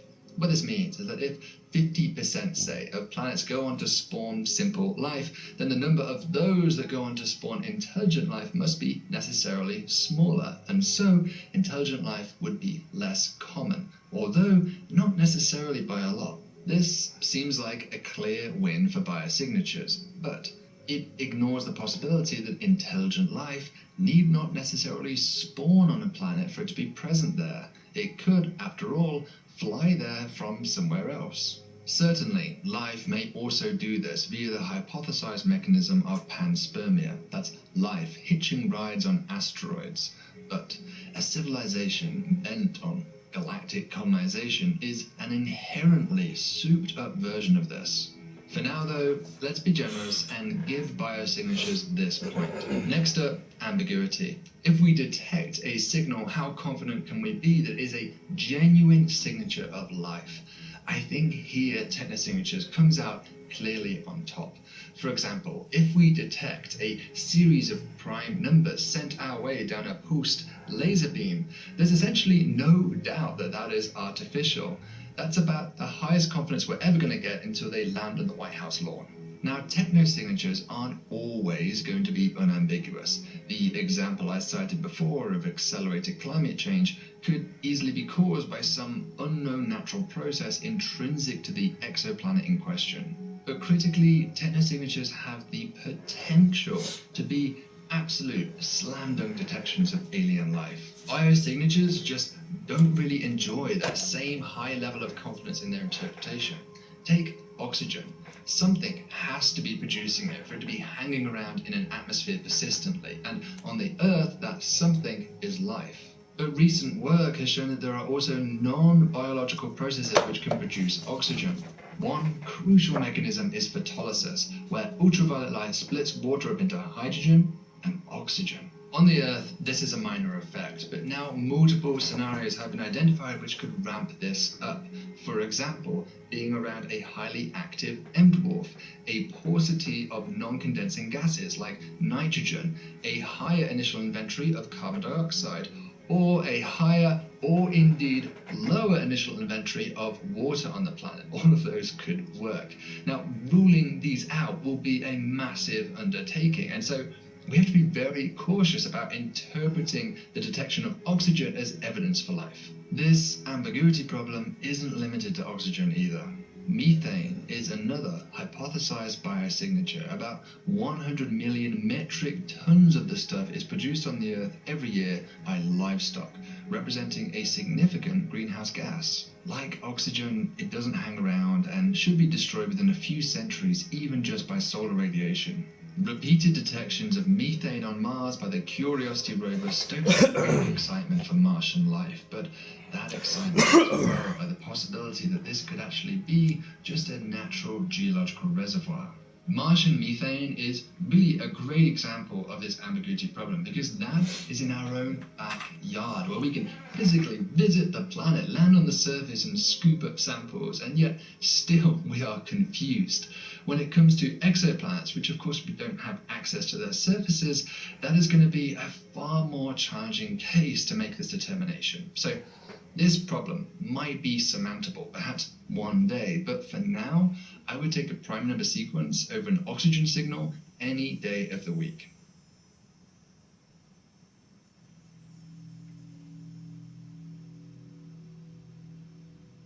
So far, we've discussed frequency and ambiguity in weighing biosignatures against technosignatures, and my score is 1 point apiece. Now, let's get into the real meat of this video with the third argument, persistence. Traditionally, this is where biosignatures has enjoyed the most forceful argument, because proponents will point at the Earth and say, look, the Earth has had life for 4 billion years, but we've only been producing radio waves for, what, 100 years? 4 billion divided by 100 is 40 million, so therefore we are more likely to be looking at a planet with biosignatures only by a factor of 40 million. This admittedly seems like a pretty strong win for biosignatures, but there's actually two problems with it.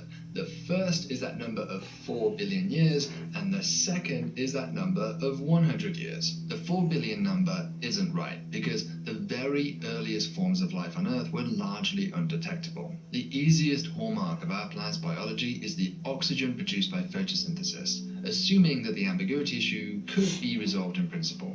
This oxygen, though, wasn't present until about the midpoint of life's history to date, some 2 billion years ago. This is the Great Oxidation Event, an event driven by the evolution of photosynthesis, an adaptation that was so successful that it ultimately changed the chemical constituency of our planetary atmosphere. I want to highlight that the Great Oxidation Event isn't just a blip, a temporary increase in oxygen. It represents an effective, permanent change. We can really split the Earth's history up in two, the pre-oxygen and post-oxygen eras. That oxygen was at first toxic to some forms of life, but over time, life adapted and even thrived, enabling complex multicellular organisms thanks to the enhanced metabolism possible due to oxygen respiration. Now, the biosignature proponent might say, look, so what? You've changed my number by a factor of 2, so we've gone from 4 billion years to 2 billion years. That still leaves biosignatures with a factor of 20 million advantage over technosignatures. Well, that's true if and only if we adopt that 100-year number for the technosignature lifetime. But how reasonable is that really? What we're really getting at here is the longevity of technosignatures. If we use the 100 years number, then we're really essentially assuming that our civilization will collapse tomorrow. Sure, that's possible, but it's rather extreme. Really, a better number to use here will be how long will our technological civilization last, which necessarily has to be some number at least as large as 100 years. We've done some work on this before here at the Cool Words Lab, so check out our video about civilization longevity to learn more. However, I think that even this kind of misses the point when it comes to the debate that we're talking about in this video, because really, it doesn't actually matter how long a technological civilization lasts for. What really matters is how long do technosignatures last for. Now, those are subtly different because the former really assumes that planets just get one civilization their whole lifetime, and that's it, whereas the latter allows for the possibility of a cycle of rise and fall of civilizations over time. Let's look ahead into our future, a few hundred, perhaps even 1,000 years. Our civilization has ended. Who knows why? It could be some kind of economic or societal collapse, a pandemic that eliminates the vast majority of humans, or the collapse of modern agriculture in the face of a changing climate. But the problem with humanity is that we're incredibly pervasive, living on every landmass from remote Pacific islands to the Arctic tundra, perhaps soon even on Mars. Like cockroaches, we've infested every little nook and cranny of our planet. And so even in the face of a global collapse, it would be difficult to push us into complete extinction. Before the modern era, humans lived in small groups for hundreds of thousands of years, relying on their adaptability and intellect to live off the land in harsh conditions. Over time, humans even changed as a species, growing larger craniums, losing hair, and changing the jaw, tongue, and throat to accommodate complex language. If we go forward millions of years into the future, then our descendants may plausibly persist long after this current iteration of what we call civilization has collapsed. They would continue to evolve, and disparate populations would plausibly develop into distinct subspecies of Homo sapiens. For example, island populations might succumb to Foster's evolutionary rule and evolve smaller bodies reminiscent of hobbits. In contrast, those living in colder climates might evolve larger bodies via Bergmann's rule.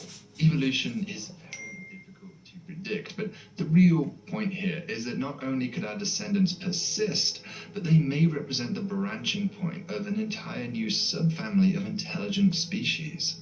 Indeed, it is similarly quite possible that on millions of years timescale, our evolutionary cousins in the hominid family, such as the chimpanzee and bonobo, may also eventually have descendants capable of technology. The proposition here is that if intelligence, as we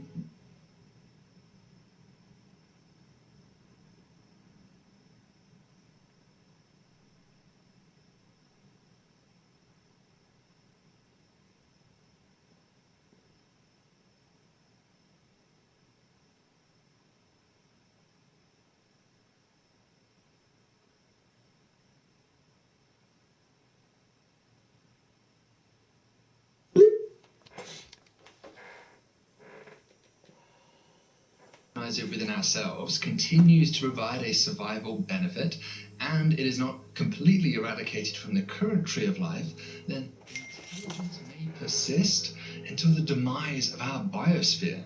That's a time roughly 1 billion years in our future, when the sun's increased luminosity will eventually render the Earth inhospitable. In this picture, the evolutionary emergence of intelligence is not a temporary phenomenon, a curious blip of some kind, but rather it's a phase change for the planet. We could split Earth's history up into two, the pre-intelligence and post-intelligence eras, and mirroring the Great Oxidation Event, we might call this the Great Awakening Event.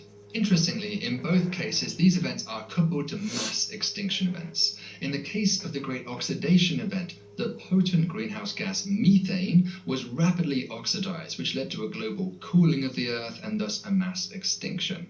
In the case of the Great Awakening Event, well, we are living through it right now, and tragically, humans are destroying the environments for thousands of species, which is indeed leading to a new mass extinction. One might wonder, even if intelligence persists on the Earth, can technological civilizations truly re-emerge?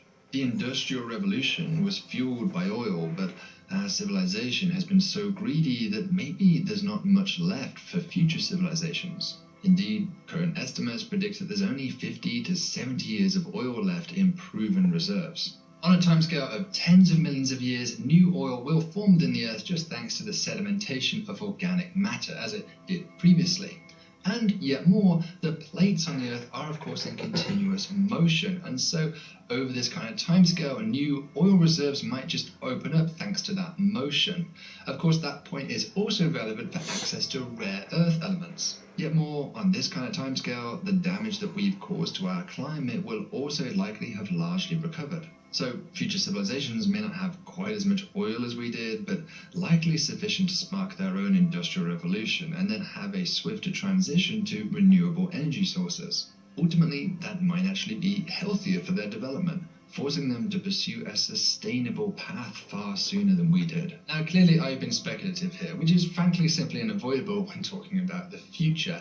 But the real point of this speculation is not to claim anything specific about our planet's future, but rather merely to highlight that we should be open, just open to the possibility that intelligence and thus techno-signatures might be a persistent phenomena for our planet's future. And if that is so, then 100 years as a fixed lifetime for techno-signatures may be hugely lowballing it. Because if the Great Awakening hypothesis is correct, then our techno-signature lifetime could be plausibly roughly 1 billion years. This would massively erode away the temporal advantage that biosignatures enjoy. It would drop it from a factors of tens of millions to just a few.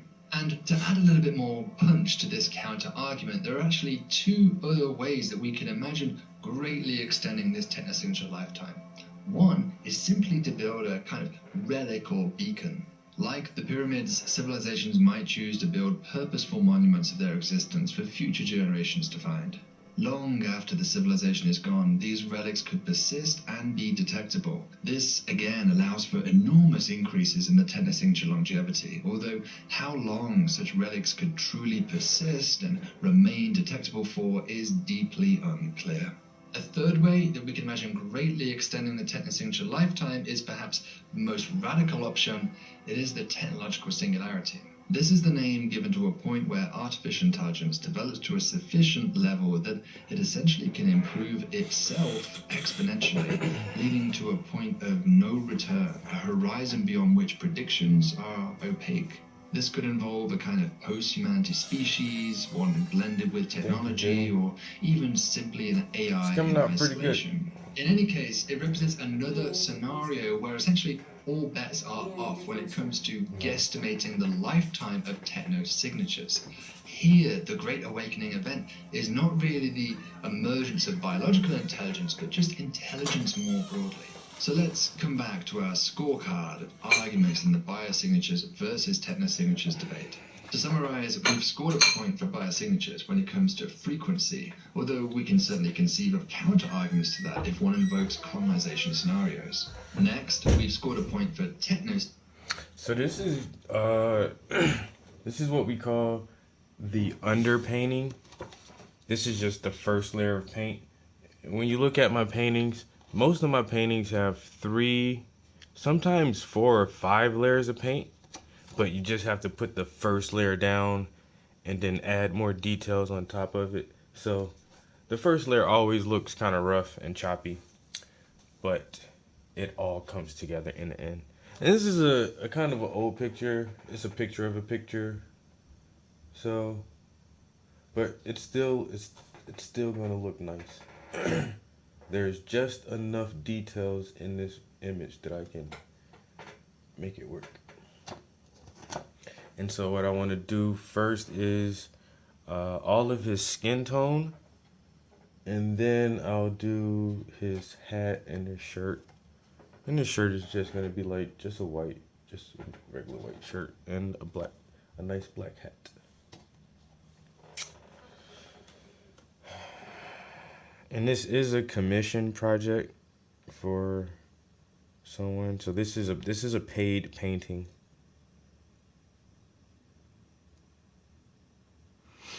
I love when I get commissions.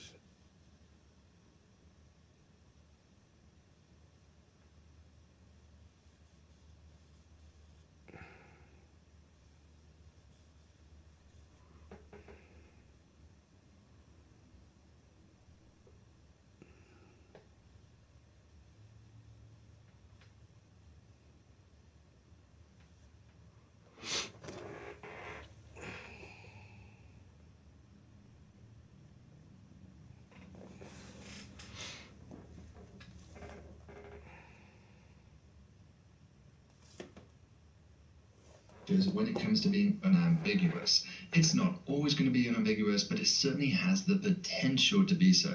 And last but not least, we have persistence. Based on the Earth, biosignatures have persisted for 2 billion years and should probably last for another billion, giving 3 billion years in total.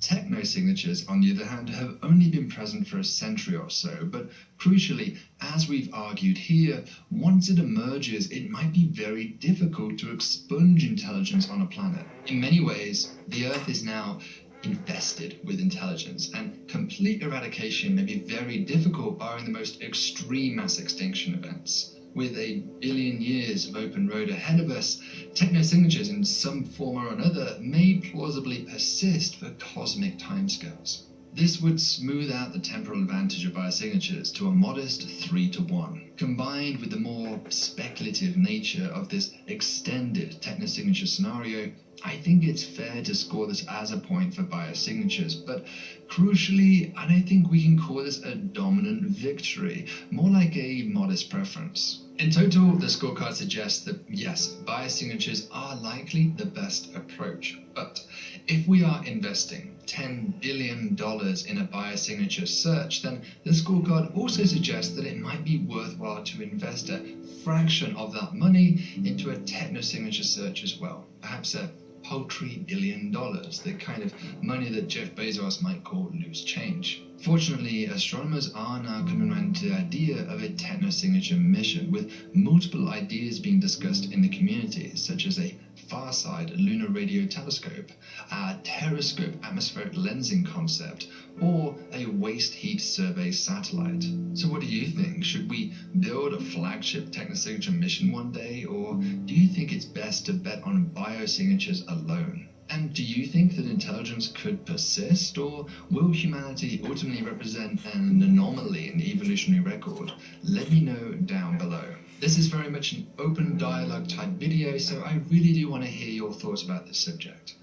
Perhaps in 100 million years from now, a future Earthling might look back at human civilization and wonder, what were we like? Did humans ever look up to the stars? Our time here might be finite. Everything eventually ends, but I'll be damned if we don't try to figure out our place in it all before our time comes. So, until the next video, stay thoughtful and stay curious.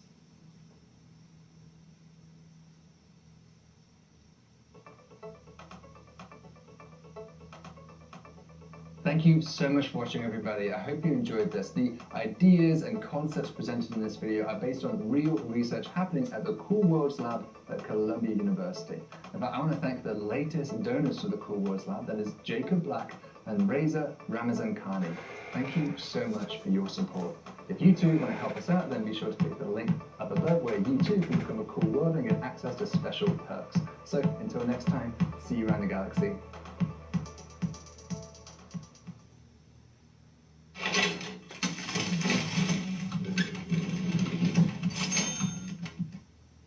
Chromebooks have the everything button, so you can find things instantly. Switch to Chromebook.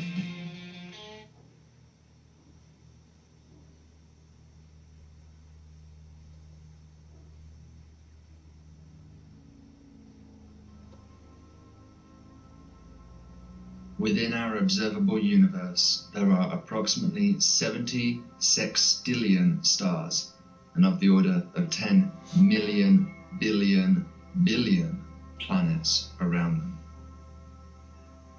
The unfathomable scale of this celestial ocean transcends human comprehension. Our terraqueous home barely registers as an imperceptible blip on a cosmic canvas. Since the dawn of astronomy, we've looked up at these oases of light and wondered if anyone else inhabits the dark with us, whether we're on the precipice of joining some galactic club of civilizations, or whether maybe, just maybe, this is it, we're alone.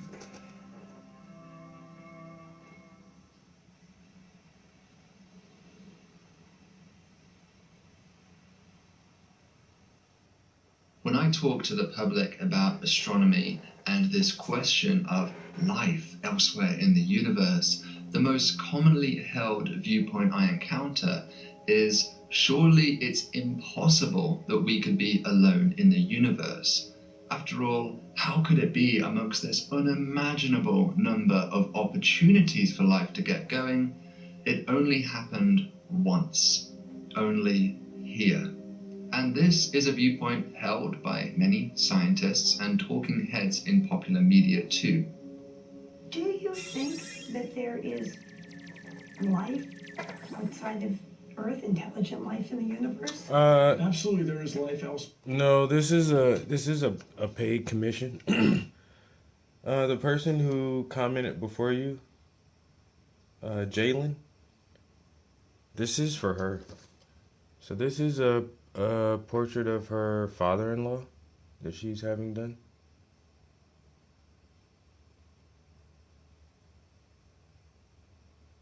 So, no, it's not my family member, but it is someone's family member. We're all someone's family member. We're all a part of a family, you know? If you talk to them or not, if you fuck with them or not, you still got family because you had to come from somewhere. Some group of people. So, but yeah, this is coming along nicely. I'm working on the underpainting, just trying to block it in, make sure I know where I'm going to be able to lay my final colors, just trying to figure out some of the tones and values here, and you know, just having some fun, just having fun painting. The underpainting is kind of like one of the funnest areas to work in because it's actually, you're just really getting started on the painting, and then it's really loose. Like you don't have to like really focus on details or anything right now. All I'm trying to do is just blocking in, just filling in with some color so I can see like what I want to do with it afterwards. And you know what? I think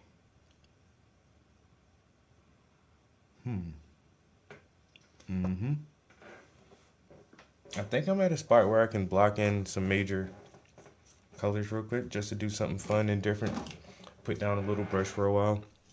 So I'm going to get some Prussian blue and some cerulean blue and block in the background really fast. Since what I wanted to do was his skin tone. And now all of his skin tone that actually touches the background here and here is already blocked in. So I can actually fill in the background around him now. Like I said, just to put the little brush down for a minute and to grab a bigger brush. Can you see some other paintings? Sure. You can go on, if you look at my info bar at the bottom of the screen, there's paintings by the Prince. If you want to go on there and check out some of my art. But here's a self-portrait I did from my reader series. And like I say, the final product is way more refined, way more detailed. The glare is just so bad. But the skin tones and textures and highlights and reflections are just better after a couple of layers of paint. So that's one self-portrait. This is my Dank series. It's all about Dank, buddy. And so these are all self-portraits of me. This one actually has 2 paintings of myself in one. Kind of like the Norman Rockwell painting. But yeah, we're all holding bongs here, and there's a bong there, and there's a bong there. VR, so you got this is entitled The Gamer, The Painter, and The Professional. I love The Professional. This is actually one of my favorite paintings. And then once again, just the details. Like, once those layers get started, take your time and just add all those nice details in there. That's an old video game painting. Some more from the Reader series where it's a black person reading a book written by a black person. A black person reading a book written by a black person. I do this a lot. Here's another one. A picture of a black guy reading a book written by a black guy. So there's a theme in that, in my Reader series. I have 15 paintings of people reading books. In my feet paintings. Because those are actually some of the last paintings I finished for myself. I finished some commission work since this, but I think this one is this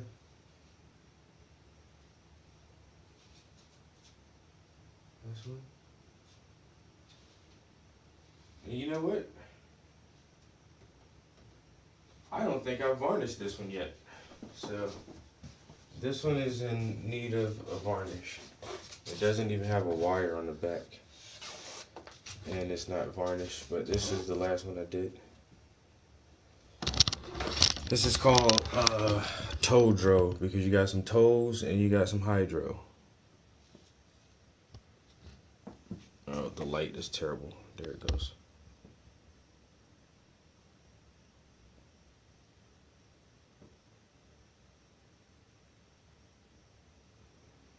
But yeah, very detailed indeed.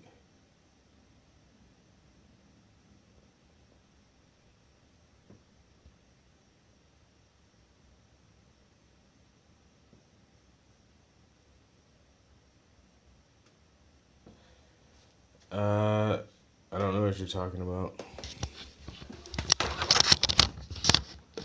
What latest painting? Well, I almost forgot I didn't varnish this painting yet, though. I'll get to it eventually. One of these days.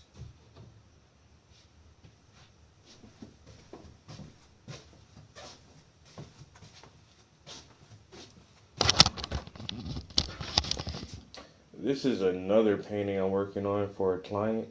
That's a commission piece. I actually took that one off the easel this morning to work on this one for a little while.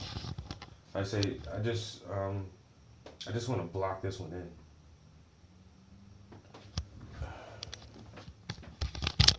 in. That is a painting of I'm working on right now with my girlfriend.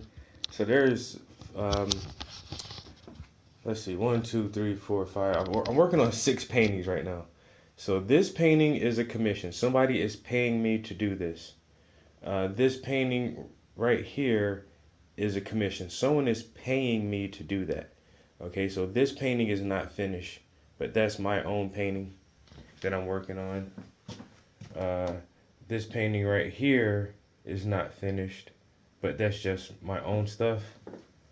And this big blue one and this one right here are just my own paintings that they're not finished though, so that's why they're just laying around waiting for me to get back to them. But whenever I get commissions and somebody says, hey, I'll pay you to paint this for me, I throw all my shit to the side and I started working for the money. And then once I get finished with this painting and get finished with that painting, and then I can go back working on my own stuff if I don't get another job from someone. I'm really excited on this one. Like I say, this is something I'm just doing for myself. And I'm actually anxious to get back to this. Got some Ghost in the Shell. I'm still trying to do the lettering on there. And oh, the lettering looks so crap right now. I gotta straighten those out a little bit. We got Ghost in the Shell. We got Akira. And the bottom one is a Scanner Darkly. Then we got a cup of ice. We got a bottle of Jose Cuervo. I still got to do all the lettering and details on that. And then the cloth itself looks pretty good. I think there may be some highlights I can put on the fabric in the end to make it look a little more shiny. But this one is going to be a still life. No, I don't paint full time. I actually have a full-time job. So, yeah, I work Monday through Friday, and I just paint whenever I get a few extra hours to work on some art. You know, I try to paint every day, even after work or like now on the weekends. Like I just get up early in the day and just come here and try to put a couple hours in the studio, so I don't feel like a total bum. You fucking bum! You're not using your talent. You're a bum. Look at you. You're good for nothing. Talent just going to waste. Wasting away. See, I don't want to do that. I don't want to be that guy who has a talent and then just lets it waste away. But as soon as I can get myself in a financial situation where my art is able to cover my life expenses, then I would definitely pull away from my job and just work my art, which isn't like work. When I paint, it's just like telling the kids, go to recess, and the kids like, yay, recess, and they run outside. And that's how it is when I'm painting. It's like, oh, I'm going in the studio. It's not like, oh, I'm going to work. Even though I love my job, I have like one of the best jobs in the fucking world. No lie to you. I got a really, really excellent job. I could make more money, like doing something else, but I don't want to do anything else. Like my job is like almost zero stress. It is fulfilling, rewarding, and I'm acknowledged as an individual for my part that I play in the business. So I love where I work. And now, if I didn't have to work, would I go to work? No. I wouldn't go to work if I didn't have to. I mean, I need an income. But the simple fact that I like my job makes it a little bit more easy to tolerate. And so, like I say, as soon as the art can take care of my everyday expenses, I'll say, bye-bye, workforce. I'm going to be an independent business owner.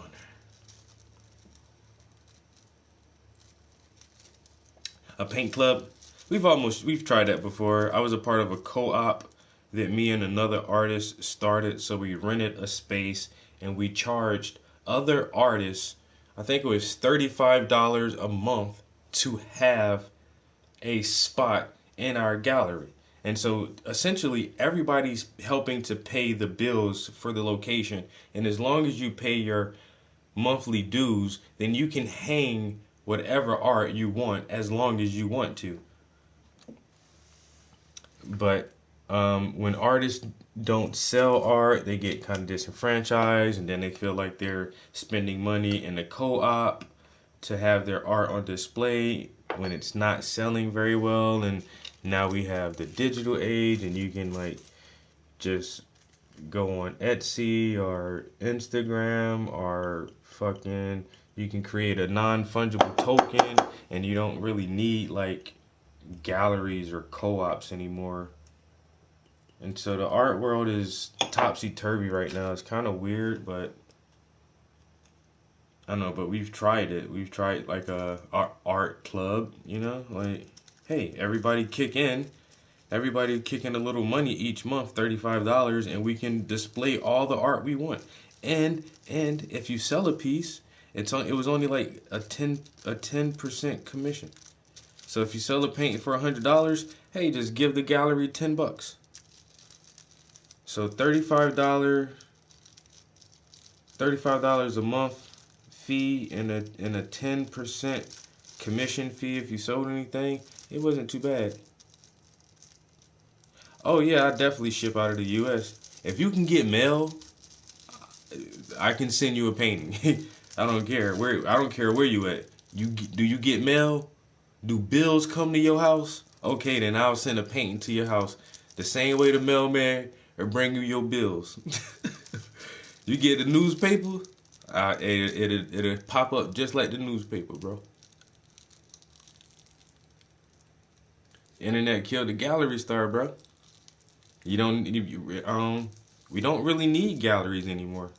I mean, they're nice, and I love galleries, and I wish it wasn't like this. I really don't like how it is now. I really don't. But it's like, ooh, the Philadelphia Museum of Art has a virtual tour. I don't want to do a virtual tour of your exhibit. I want to go there and walk around. I want to smell the art, you know what I'm saying? I want to get close on that shit. And it's just like, But people like that shit now. People like fucking virtual tours, and it's safer so I don't catch a virus. And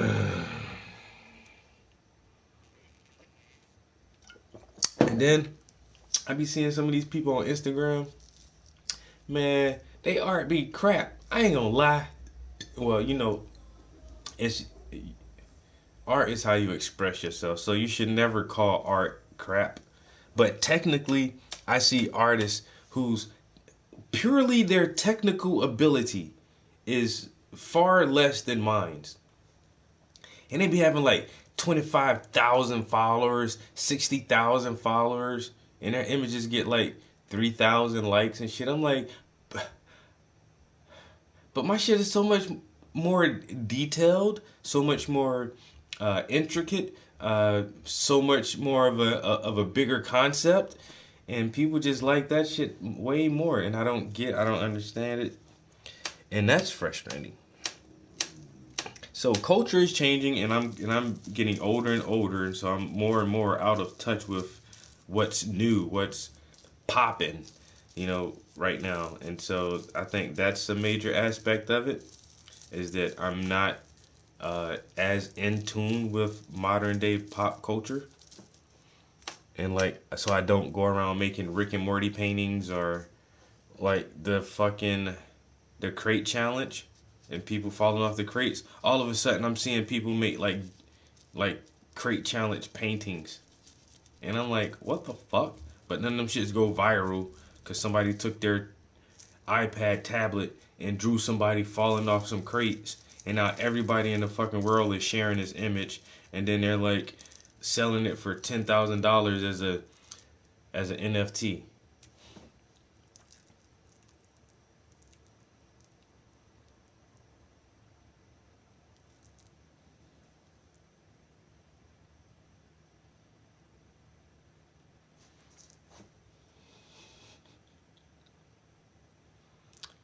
This is classic.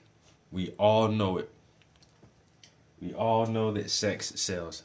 I told my girlfriend I'm gonna start posing topless beside my paintings. Swear to God, yo. And no offense to all my homies in here, but like my YouTube algorithms and all that stuff, it's like my viewers are 89% male, but women buy more art than men. So if I were to add some type of sex appeal to lure more women in, I could have more potential buyers for my art. And then I see like some women who do art, they'll put on like these really tight dresses or a halter top or something, and then they'll take a picture with their painting like this and all these like sexy provocative poses, just holding their art. And so I think, like, you know, what if I just like pose next to my painting with my shirt off, like with my beefy chest out for the bitches, and just be like, buy my art, ladies.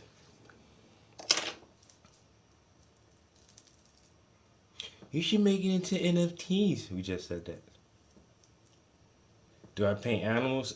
I have painted animals in the past. I love painting people, so animals aren't my thing, but I really am thinking about painting more animals, even painting still lifes, because everybody doesn't want to buy a portrait. Everybody doesn't want a painting of a person in their house. Some people want a painting of a tree.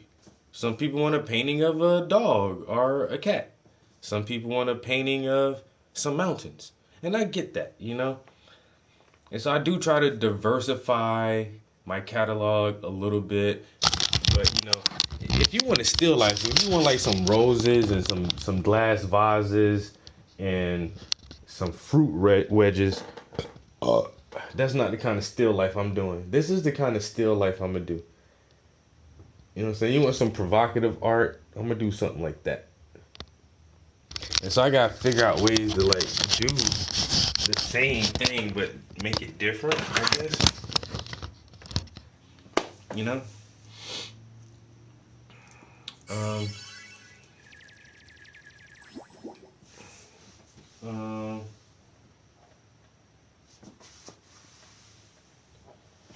Do I not have a lighter in here? Blasphemy. What? Why is...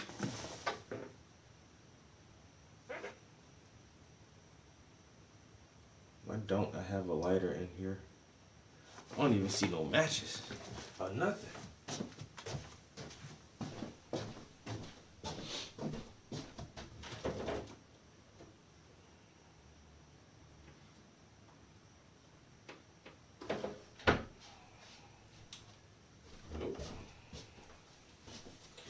Alright, I guess I gotta run downstairs real quick. Be right back.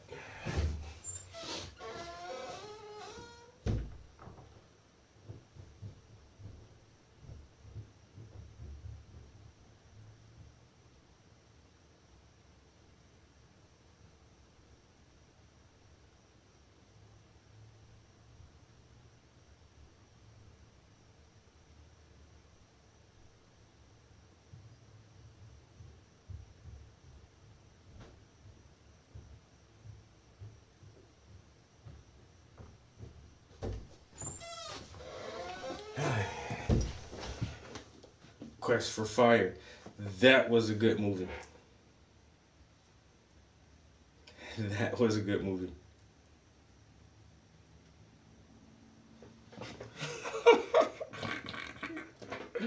Y'all ever seen The Quest for Fire? That's why I don't like Bronx, man. This motherfucker know every damn thing. Motherfucker, you know them know-it-all types? That's Bronx. Motherfucker goddamn know-it-all.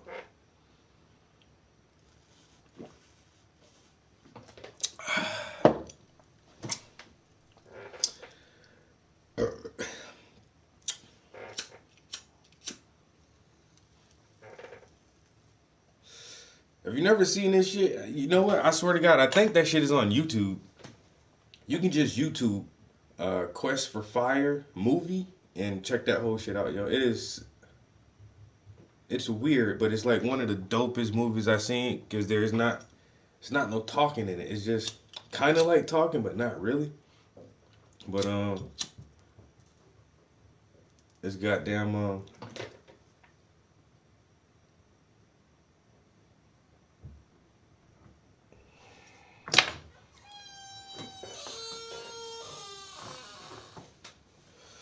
it's all about motherfucking cave people, yo. The goddamn caveman. And these motherfuckers got fire. So it started out with this one tribe of cave people, yo, and they got fire. They don't tell us how they got the fire, but they got this motherfucker. And they know what it is, and they know the goddamn fire is important. It's shit. But then, like, a different race of beings come. It's still like hominids or some shit, just a lower class of humans or a cousin to the humans. And so like these ape type motherfuckers come up and they cannibals. They just eat whatever, yo. And they come and try to fuck up the caveman and shit. They wind up winning the little fight, but somehow they lost their goddamn fire, yo. They know they had to run away, and while they was trying to run away, yo, their fire went out. And so that's the beginning of the book, quest for fire, yo. And these motherfucking cavemen trying to find, cause they already know shit give you light at night. Cook your food, that shit scare away. Way more powerful with fire than with. It's just caveman though, so they don't. The whole movie just like grunting, and they laugh a little bit, and they got like vocal expressions, hoo ha ah, and all that shit, but it's not like no real words. And that shit old as fuck, yo. I watched that shit like years ago when I first, and I think when I first saw it, it was already old, and I know it was over 10 years ago when I first saw that movie. I wonder exactly. Now I gotta Google this shit. Because the Bronx fucking super smart, wanna always know everything about everything.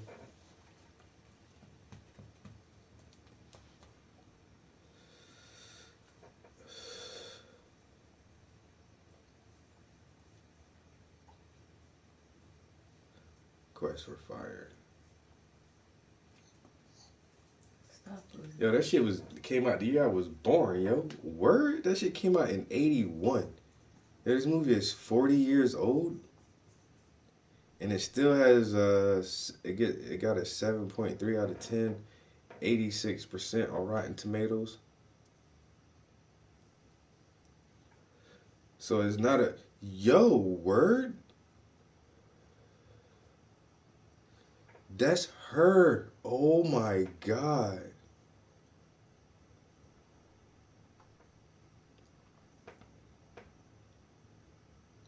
That was her. I gotta watch this again, yo. Her name is Rae Dawn Chong. Her last name Chong now? This actress. You ever seen her in anything? She was the girl in the movie. Damn. I've seen her in some others. Let me see her movie lineup. I know I've seen her in something else.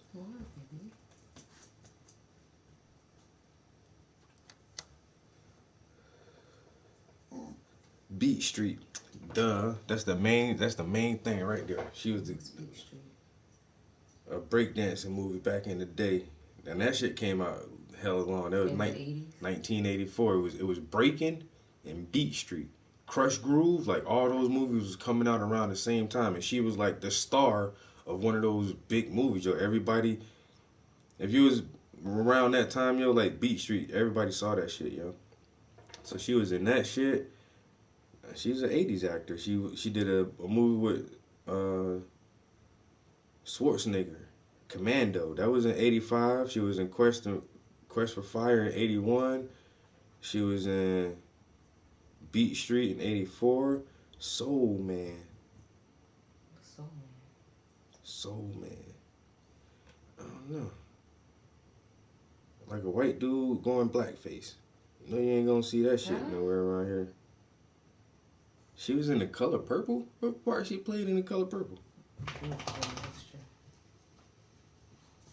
The Color Purple is a long movie. Hey, come here. I ain't never watched The Color Purple all the way through anyway. That shit too long. Cheech and Chong movie. She was in Tales from the Dark Side. I remember her in that. That was in 1990. I don't remember her from Cheech and Chong. Far Out Man. I kind of remember that movie, but not Tommy Chong's really. daughter.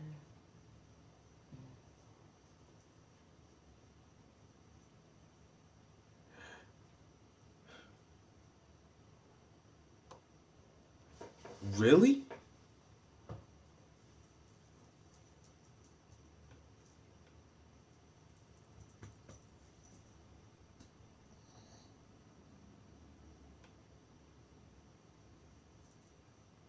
She had a pretty long career. She acted up until like the mid 2000s.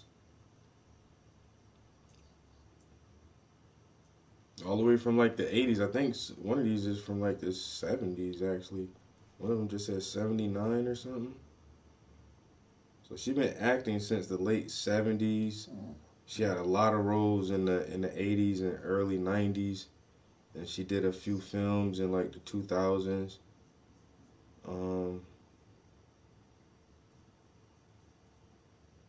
The Visit in 2000, Max Havoc, Ring of Fire in 2006, Knock 'em Dead in 2014, The Sleeping Negro, and that's new. It says 2021. Who's the director? The Sleeping Negro drama, an hour and 13 minutes, released 2001. Director Skinner Myers. Cast David Fumero, Ray Don Chong. Skinner Myers himself is in the film, The Sleeping Negro. Skinner Myers is black? Yeah, confronted with a series of racially charged incidents, a young black man must overcome rage, alienation, and hopelessness in order to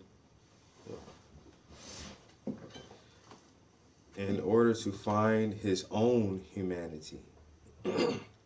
So it's some black exploitation film. They're just going to use all the black stereotypes and all white cops are bad and all that shit. That's why I was like, the name Skinner, I don't know what that even is to begin with. That's why I had to ask, was he even black, making something like that? I did not know that Cheech Marin and Tommy Chong. So Cheech uses his first name and Tommy uses his last name. But they're both Spanish guys and his daughter just looks so black, yo. I always thought she was just a black lady, but she's Spanish. Chong? Yeah, Tommy Chong is. Isn't Tommy Chong Spanish? You sure he's not like a Filipino or something? Canadian. Okay. Tommy. That's what he really is. No, he is some type of Asian. Yeah, that's a Chong. That's not. Tommy B. Ken Chong is a Canadian actor, writer, director, musician, cannabis rights activist, and comedian. He is known for his marijuana-themed Cheech and Chong comedy albums and movies with Cheech Marin, as well as playing the character Leo on Fox's That 70s Show. Why did I never put that together? Born 1938. He's 83 years old and he was born in Edmonton, Canada.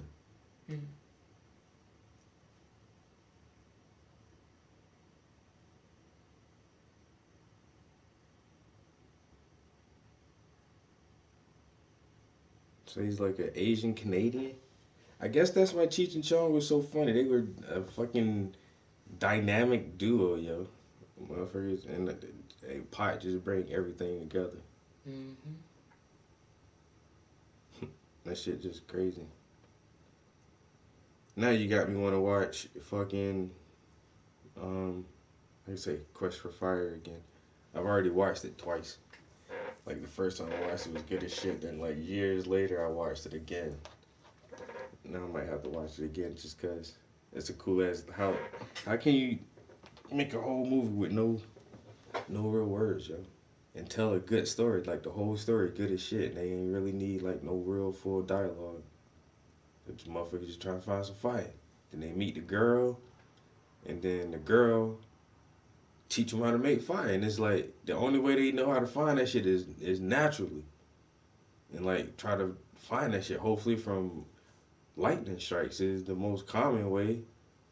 But if you, man, lightning don't strike like that. Motherfuckers don't be there at the exact moment when lightning strikes a piece of wood hot enough to make it catch flame, and then you capture it and continue that flame. Like, that shit don't happen very often. And so these motherfuckers was amazed when this woman made that shit out of nothing. Like, bitch, that what kind of damn magic is that? The woman just made fire, and then she taught them how to make fire. And then she taught them how to have sex a different way, and showed them that they lived in fucking houses and shit. And so you can see, like, the different phases of humanity. Like, early humans. You had, like, the fucking Neanderthal type ape man still around. You had a more advanced, modern, like, caveman that were using primitive tools and manipulating, or at the beginnings of understanding fire. And then you had a more advanced culture of modern humans that were building their own structures for dwellings and understanding how to create fire from nothing. And so it's like you can see like 3 phases of knowledge and understanding within early humans. It was just a really good movie, yo. And exactly, you get a good strike of lightning. It's because it's a fucking thunderstorm, and that shit ain't gonna hold no fire. Like I say, fire was that amazing ass shit, like that actually have that shit, yo. And say, then I can just imagine like the people who figured that shit out. Like, yo, we can make this shit, yo, and just rub some sticks together. I can't imagine I put out fire. It's just crazy. But then the genius mind, like the first mind who conceptualized that shit, like producing enough friction on whatever type material until it got hot enough to make a little incinerate, like just a little spark. That's all you need, and you can just grow that little piece of hot coal, yo. Like, why would you think to do that shit, yo? I say the first of everything, that shit always just amazed me, yo. Like just making fire. Imagine just having to eat like raw meat. That's the thing. That's how you know, man. Humans were fucking savages. Vegetarians, yo. Oh, yeah. We were not really meant to eat fucking meat. Yo. Although I'm sure there were people that ate raw meat, but for me, like the amount of just jaw power that it would take to even, and our stomachs and everything, like, yeah, I'd be eating grass and fruit and vegetables. And that's how we're built. We're built as fucking pickers. We can't run as fast as a pig or a sheep or a horse, and none of that shit. We yo. have technology. And that's why the first hunters, these motherfuckers had to goddamn strategize, hunt in groups, set traps, make spears and knives and all kind of shit to kill a fucking animal, because you can't do that shit with your bare hands. It's almost impossible for a human to catch any kind of large mammal and just kill that shit with your bare hands. You can't do it, because we're not built like that. You know what I'm saying? A cheetah is built to catch a fucking gazelle, because a gazelle can run 50 miles an hour, but a cheetah can run 60 miles an hour. And that bitch got claws and long, sharp-ass teeth, and it can eat raw meat with no problem. But we can't run 60 miles an hour and bite a gazelle on the neck and just start eating this bitch. We can't do that shit, yo. And that's how you can tell, like, we're not really meant to do that shit. We figured out how to. I say, I'll shoot this bitch with an arrow, and then I don't gotta chase. I can just run up on it when it's dead. Then I gotta skin it and take the skin off and get the good parts of the meat, because I can't eat the stomach and intestine and the bowel and everything that's in there, because that'll make me sick. So I can only eat certain portions of it. Oh yeah, and that's the thing about the very, very, very beginning. Like, how long do people really live? Like, what were their lifespans? Because it took some time to figure out what not to eat and what not to do. And but at the same time, that's another tactic. That's not a natural ability. I guess it is a natural ability for our endurance to wear down the animal, but still, like. And I think people are naturally curious, like even like happy accidents or like happy like inventions. Like, oh, I didn't even mean to make this shit. That's how most inventions happen. So I feel like somebody probably just did some shit, just like what we eat. Like they were burning some shit.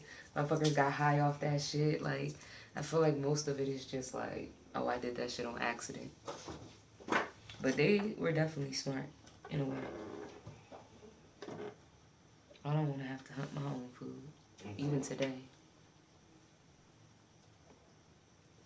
And almost certainly intelligent life. It has to be. The odds are just overwhelming. There's 200 billion stars in this galaxy. Well, now it looks like every star has about 10 planets. So there's almost certainly intelligent life. I'd assume it's the most frequently asked question. You over it now? My best guess is that the universe is teeming with life. There's surely other civilizations out there in the universe. There are 350 billion galaxies out there in the universe. But an argument based solely on statistical grounds comes with a fatal flaw. And that is that it is perfectly plausible that the probability of life starting from scratch, which we call abiogenesis, is a number which is so small that it greatly outweighs the number of opportunities, the number of worlds out there in the universe for life to get going. For example, if the probability of life beginning is 1 in septillion, say, then the case for a crowded universe evaporates. In such a scenario, we were the only example of a success. And so we are simply unaware of just how unique, how special we truly are. Our anthropocentric bias clouds our view. This is precisely the point made by friend of the channel, Professor Sean Carroll, when he counters Elon Musk's more widely held view that life must be common. Let us make no mistake, though, the vast numbers of stars that discover the planets are common, and that even potentially Earth-like planets are common. All of these points move the dial closer towards a crowded universe scenario. But critically, without knowing the probability of abiogenesis, we may simply be moving that dial from, say, 1 in octillion to 1 in septillion.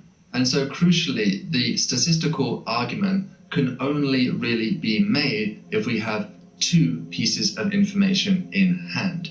We need both in order to complete our understanding. The number of habitable worlds out there, or potential seats for life more generally, and also the probability of life spontaneously emerging on those worlds. Astronomy has clearly made great inroads about one of these 2 pieces of information, but what does science tell us about the other? What is then the probability of life spontaneously beginning, the probability of abiogenesis?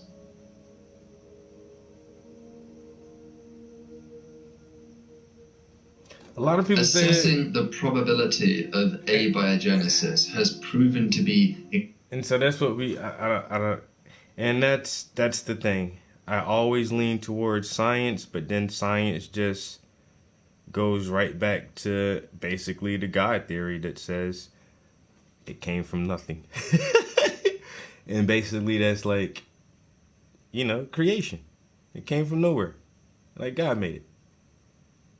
Then some people say it's intelligent design where God made it, and then you just let everything evolve from there. Just, you just put all the atoms and everything in order the way he saw fit or whatever, and then boom, life. Now you evolve.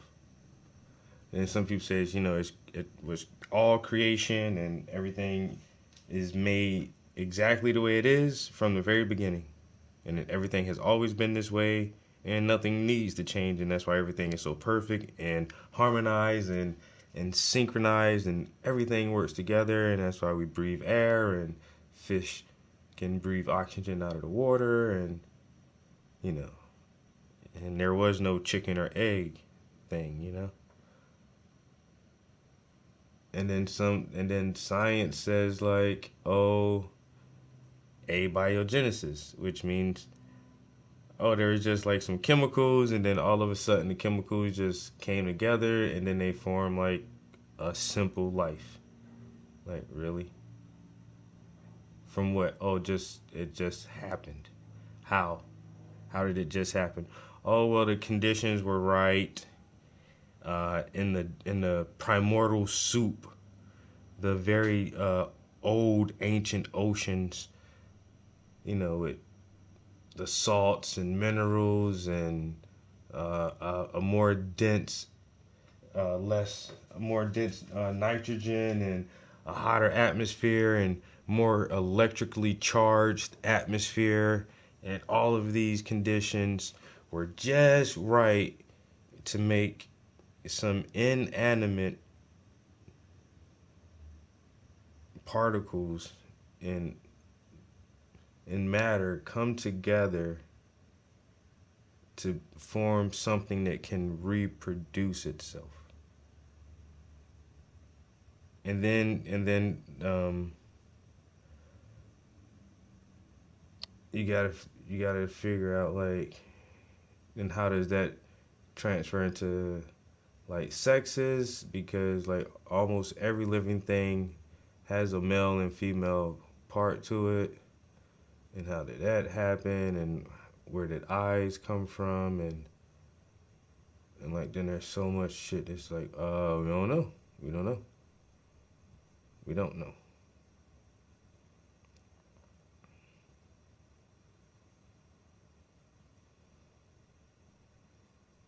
And so abiogenesis just sounds weird too. You know what I'm saying?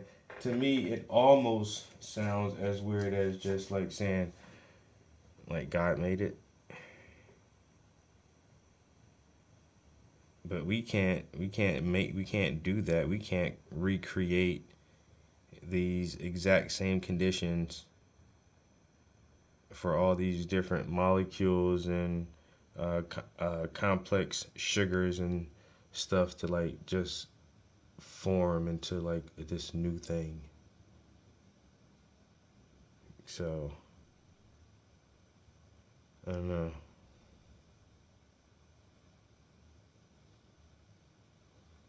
So there's always my struggle with science too. It's like, but like science is helping us do what we're doing now. Like, I'm using science to talk to these motherfuckers through satellites in space, man. Like, that shit crazy, son. But science can't explain everything. Like, we smart as shit, but man, there's still a bunch of shit we don't fucking know. And I don't think we really know where we come from. And I think abiogenesis is a very, very, very strong hypothesis, but that's all that shit is. It's a theory, hypothesis. Motherfuckers can't prove that shit.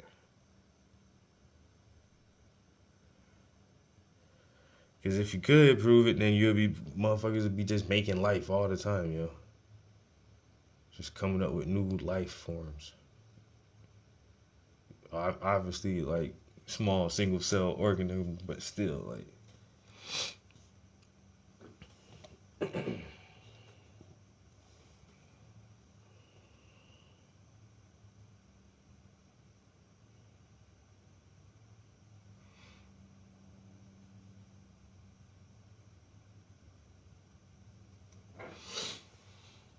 Alright, I forgot I said I was gonna try to block this background in real quick. And ain't nobody saying nothing about it. Alright. So you get to pull out a little bit bigger brush. The bigger brush. Pull out the bigger guns. And I'm gonna go straight into this Prussian blue. And I always like a little halo effect. I don't know. It's just nice to me where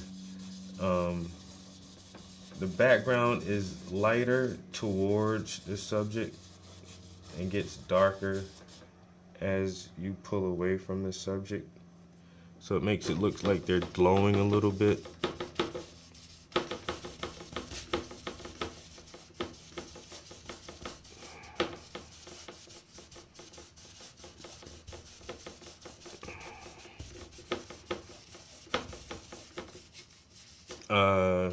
9 times out of 10, I always do this to a portrait.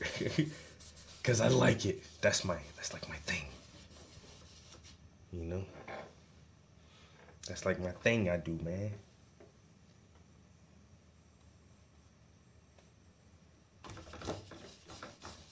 You know?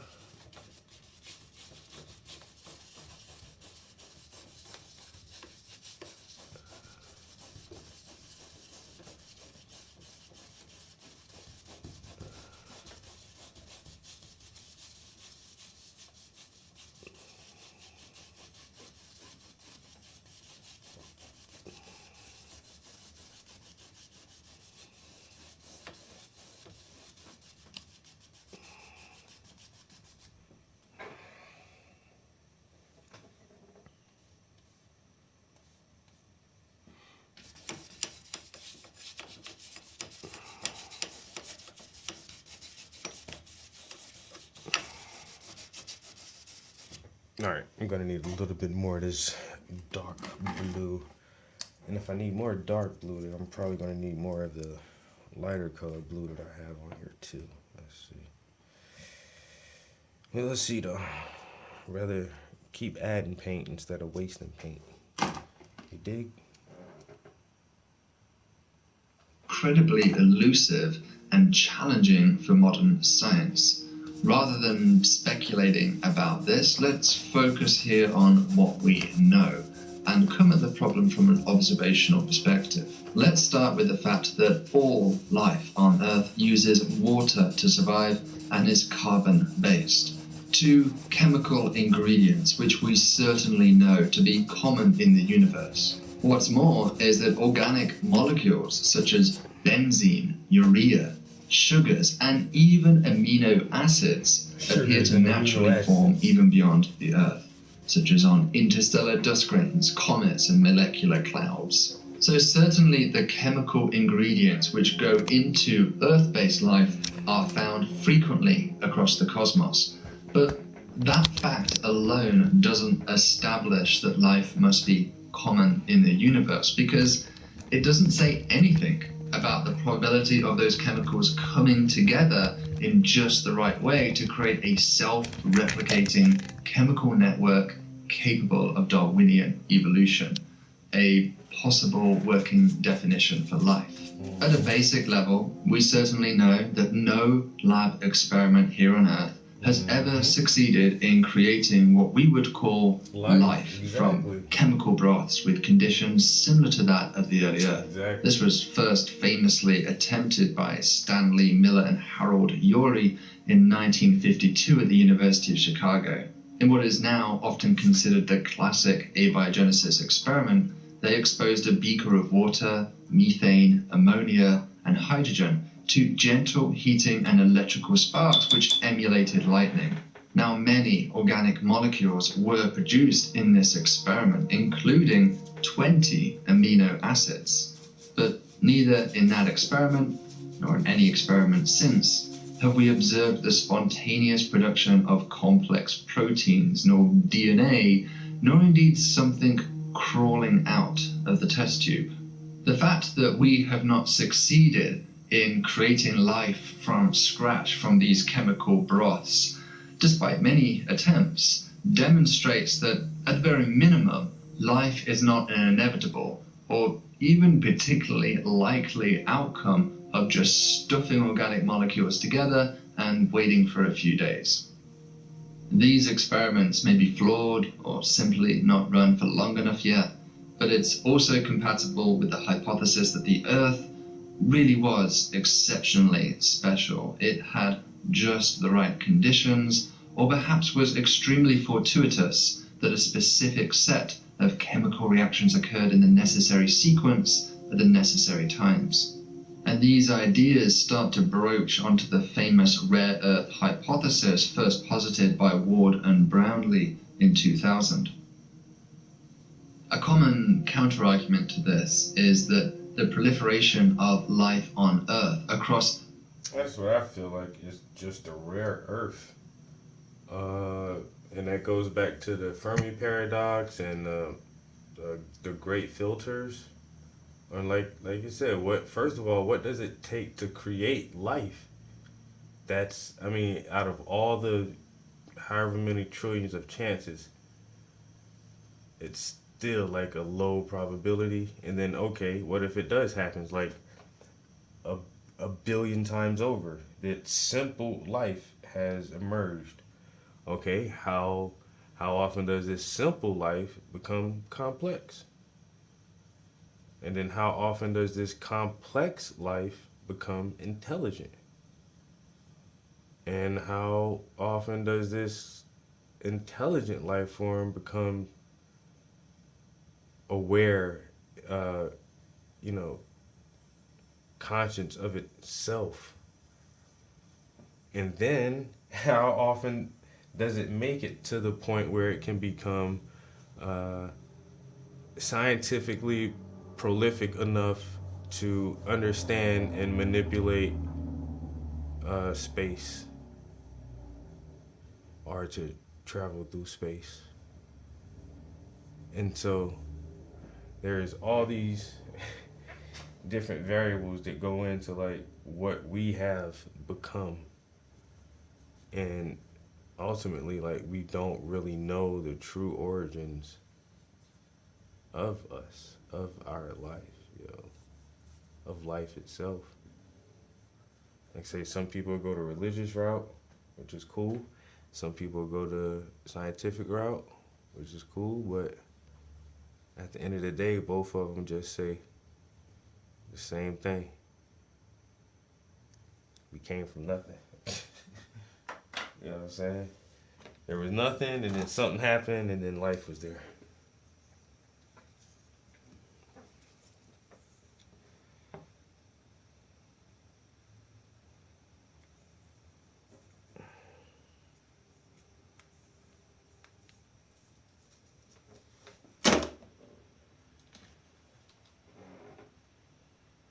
Very diverse range of environments surely implies that life is capable of surviving, indeed, in a broad array of conditions. In particular, life forms known as extremophiles, like the tardigrade, for example, are able to survive in acid baths, boiling water, or even the vacuum of space. Surely this means that life would be easy. And indeed, this was precisely the line of argument Elon Musk threw back at Professor Carroll in their Twitter exchange. Now, whilst I agree with what Sean wrote in response to Elon, I think a more pressing concern with Elon's line of argument is that extremophiles are highly sophisticated organisms with advanced, complex internal machinery to help them cope with these diverse range of conditions in which they inhabit. They are the product of billions of years of evolution. But the very first biological cell to emerge from muck could not have been equipped with this kind of advanced internal machinery. It would have been far simpler. And so the fact that life can adapt to extreme conditions does not speak to the question as to whether life can start in extreme conditions.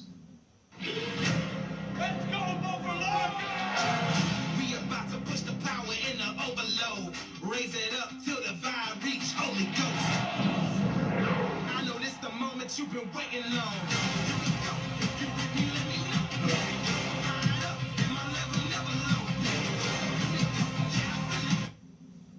What? What was that? Leaving extremophiles aside, another common argument I encounter in favor of a crowded universe scenario is that life appears to have begun quickly here on the Earth, and on the face of it, that appears like a good argument. Microfossil evidence and hypothesized biologically manufactured mineral deposits indeed indicate that life was active on the Earth soon after conditions became suitable for life, perhaps just a couple of 100 million years after the Earth's magma surface solidified. Surely, the early emergence of life on Earth demonstrates that life is a relatively easy process to get going, and thus we should expect a universe teeming with life, right? Actually, no. And this is a misinterpretation of that fact, which is very common even amongst scientists. This is really a question of statistics. And to understand where this flaw in the logic comes from, let's go through a thought experiment together. Let's imagine that I take 1 million people and I lock each of them inside a prison cell, 1 cell per person. Now each person doesn't know about the others. From their perspective, they might be alone or they might be one of many. Each person is given 1 minute to pick the lock, else the occupant will be killed. And to be kind, let's give each person a hairpin to try and pick the lock and get out. So the timer starts and everyone starts trying to get out. But they have no idea how hard the lock really is. In fact, the lock can be picked, but it takes, on average, about 100 hours of random prodding before it will click open.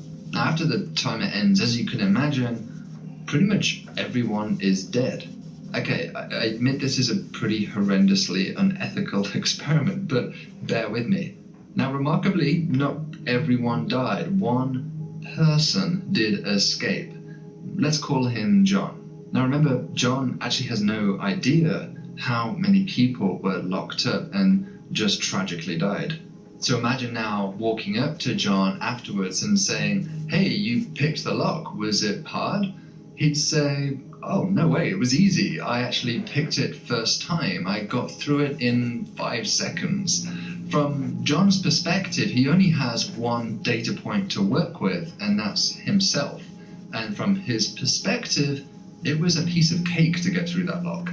Now, if John were to learn of the other 999,999 dead cohabitants, he would surely reevaluate his position and realize that the lock is actually incredibly tough to break. But because he only knows of the winners, which is to say himself, then his only data point is telling him that the lock is easy. And of course, in the same way, let's now imagine that each prison cell is a planet, and each trapped prisoner is representing a chemical soup, if you will, trying to become alive in the limited time available whilst the planet is habitable. Well, we are John. Earth is the one that got through the lock, and from our perspective, it seemed quite easy because we got through it pretty fast. But what about everybody else? Well, we have no idea. Maybe the lock is easy, and there are countless inhabited worlds out there just waiting for us to find. Or maybe we are completely alone. No one else picks the lock. So clearly we are missing a huge piece of information necessary to figure out the true answer. The fact that we picked the lock quickly doesn't actually matter because we may very well be a statistical outlier. In a scenario where the probability of abiogenesis is hard, then the time it takes for life to get going on planets where it does get going tends towards a uniform distribution. So in our prisoner analogy, repeating the experiment many times and asking all the survivors how long it took, you would find that their times would be uniformly distributed from nearly instantly up to the maximum time, 1 minute. This mathematical result was first pointed out by the economist Robin Hanson in 1998, and it's easy to prove analytically too, as was done so in our own paper on the subject recently, which I'm linking down below in the description. So if life is hard to get going, then because of this uniform tendency, an early start to life is just as likely as a late start to life. In fact, if you think about it, a late start to life is actually kind of prohibited, because if life had started on the Earth late, then there would have not yet been enough time for bipedal hominids such as ourselves to have evolved and start to ponder these kinds of deep questions. And thus, the fact that life started quickly here on Earth actually provides essentially no information about the probability of life being present elsewhere. Statistics flatly disagrees with our naive intuition. I think it's difficult to characterize just how counterintuitive this result truly is. Let's assume that you followed along with the statistical argument that I just laid out to you, and imagine that I knock on your door and I say to you, I'm going to force you to make a bet. You have to bet your life savings on either the fact that the universe is filled with life or that we are alone in the universe. Now, I think many of us, when we think about bets without any information to really guide us, we tend to lean on our gut instincts, onto our intuition. And I think many of us would probably choose the crowded universe scenario given that bet. But why do we do that? Why do we feel compelled to lean in that direction? Or maybe we have our own biases for thinking the universe is filled with life, or perhaps the other way around. But I think another powerful force is the principle of mediocrity. We tend to think that our experiences are typical, that the rules which are present here are similar to the rules which are present elsewhere. And that may very well be misguiding us when it comes to the question of life elsewhere in the universe.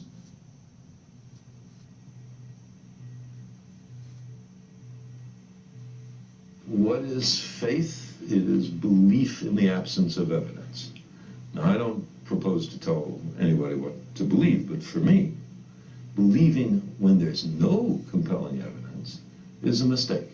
The idea is to withhold belief until there is compelling evidence. I think when we broach this grandest of questions, I would say, as to whether we're alone in the universe, it's critical that we keep an open mind, because the present data is certainly compatible with plenty of life in the universe, but it's also fully compatible with us being completely alone in the universe. The ubiquity of planets and organic molecules is encouraging, but not merely enough to establish a living universe.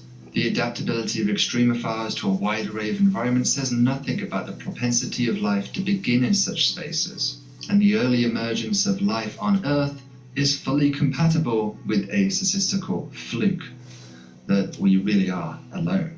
And I wouldn't say that that means we're necessarily somehow lucky. It's just out of trillions of attempts, there is plausibly one success. We are it. So what do I say when someone asks me, do you believe there is life elsewhere in the universe? Carl Sagan once famously wrote that faith is belief in the absence of evidence. And honestly, any scientist who says there has to be life out there is putting forward a position of faith, not one supported by observational evidence and statistical reasoning. The most intellectually honest answer to the question is, I don't know. It's rare to find these days, but we should not be afraid to state that most brutally honest and truthful of answers, which is that we simply do not know. You see, one thing is I can live with doubt and uncertainty and not knowing. I think it's much more interesting to live not knowing than to have answers which might be wrong. I have approximate answers and possible beliefs and different degrees of certainty about different things, but I'm not absolutely sure of anything. And there are many things I don't know anything about. But I don't have to know an answer. I don't feel frightened by not knowing things, by being lost in a mysterious universe without having any purpose, which is the way it really is, as far as I can tell, possibly. It doesn't frighten me.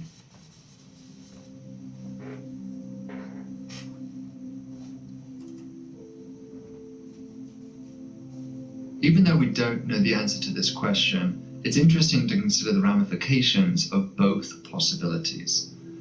Consider a collection of worlds. It could be a group of nearby stars, it could be our own Milky Way galaxy, or it could even be the entire universe. In this collection, let's say that there are n habitable worlds. If the probability of abiogenesis within a few billion years is 1 divided by n, then we should expect that we are the only example of life in that collection, and indeed that each example of such collections only has one example of life within it. But the probability of abiogenesis could be anything. I mean, anything from 1 divided by infinity, which is 0, to 1 divided by 1. The chance of it being tuned to precisely 1 divided by n, whatever kind of collection we're talking about, is somewhat unlikely in of itself. I mean, that's a very finely tuned, contrived state of affairs if it turned out to be true. Chances are, then, that the probability is either much larger or much smaller than 1 divided by n. Take the first case, where it's much larger. Then within this collection, we are very likely not alone. In almost all examples of such collections, one finds a very large number of inhabited worlds, a crowded universe. What about the other case? What if the probability of abiogenesis is much smaller than 1 divided by n? Well, here, the chance of even a single collection having life in it is small. So in fact, most collections are completely devoid of life, and thus we live in one of the rare examples where life succeeded. In this case, there is almost certainly no one else living in our collection apart from us, or indeed any nearby collections. And so putting these pieces together, you can see that it's fairly contrived for every galaxy to have just one inhabited planet in it. Either each galaxy has many, many examples of inhabited worlds within it, or it's actually very unusual for galaxies to have life in them at all, and the Milky Way is somewhat special and unique in that we live within it. On a multiverse scale, one can make the same argument. Either universes tend to be densely populated with life, or most universes, even those with the same laws of physics as ours, are empty, and we're in a very special one. To quote Arthur C. Clarke, both options are somewhat terrifying. Thanks to science fiction movies and books, we're pretty familiar with the concept of a crowded universe, one often filled with hostile aliens traversing space just to smack us over the head. And communicators like Carl Sagan and Frank Drake were eternal optimists who felt convinced that we were not alone. But a less familiar, a less popularized, and arguably a less attractive possibility, a very real possibility, is that we are alone. And that loneliness might be far starker than we even realize, for we may very well be the only inhabited world in the universe. Lost in the dark, a singular candle holding back the empty void of thoughtlessness. What a responsibility it is then to be alive. This one place, this one Earth, may be the diamond of the universe. You could travel for billions of light years, and all you'd ever see is countless numbers of lifeless worlds. And so every one of us here on Earth would be incredibly special. You, me, every person you bump into, every person you see, every person you've loved or hated in your life, every one of the billions of people living here on this planet would be incredibly special, incredibly rare, the diamonds of the universe. But whatever way it comes out, its nature is there, and she's going to come out the way she is. And therefore, when we go to investigate it, we shouldn't pre-decide what it is we're trying to do, except to find out more about it. Never let yourself be diverted by what you would wish to believe, but look only and solely at what are facts.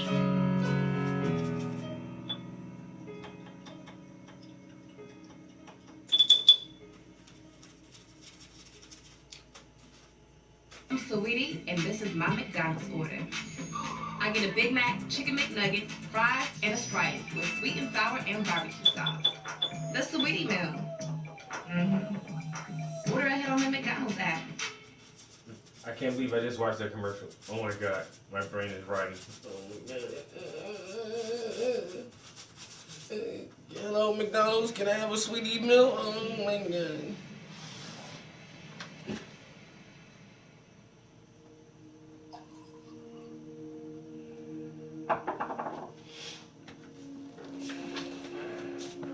Our universe is one of immense and inconceivable scale, punctuated by at least 76 billion stars, oases of light permeating the dark. There are more stars in our universe than there are grains of sand on every beach on Earth.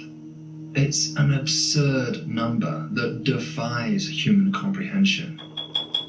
Yet, despite this abundance of cosmic landmarks, there's a certain irony that we live in a universe where the outposts of concentrated matter are few and far between. If each star were indeed shrunk down to the size of a grain of sand, then the typical separation between each grain would be about 6 miles. So that's sort of the distance from here at Columbia to downtown Manhattan in the Greenwich Village. Now that distance, which is about 4 light years coming back to physical units, is so great that it represents an immense challenge to our modern spacecraft. For example, it would take our most remote spacecraft, Voyager 2, another 80,000 years to traverse such a distance. And that's just our nearest star. The nearest galaxy is 500,000 times further out than this. When faced with such epic distances, such timescales, it seems like the universe simply forbids the dream of human astronauts ever exploring the depths of space. Like a cosmic joke teasing us with jewels of exploration which will always be out of reach.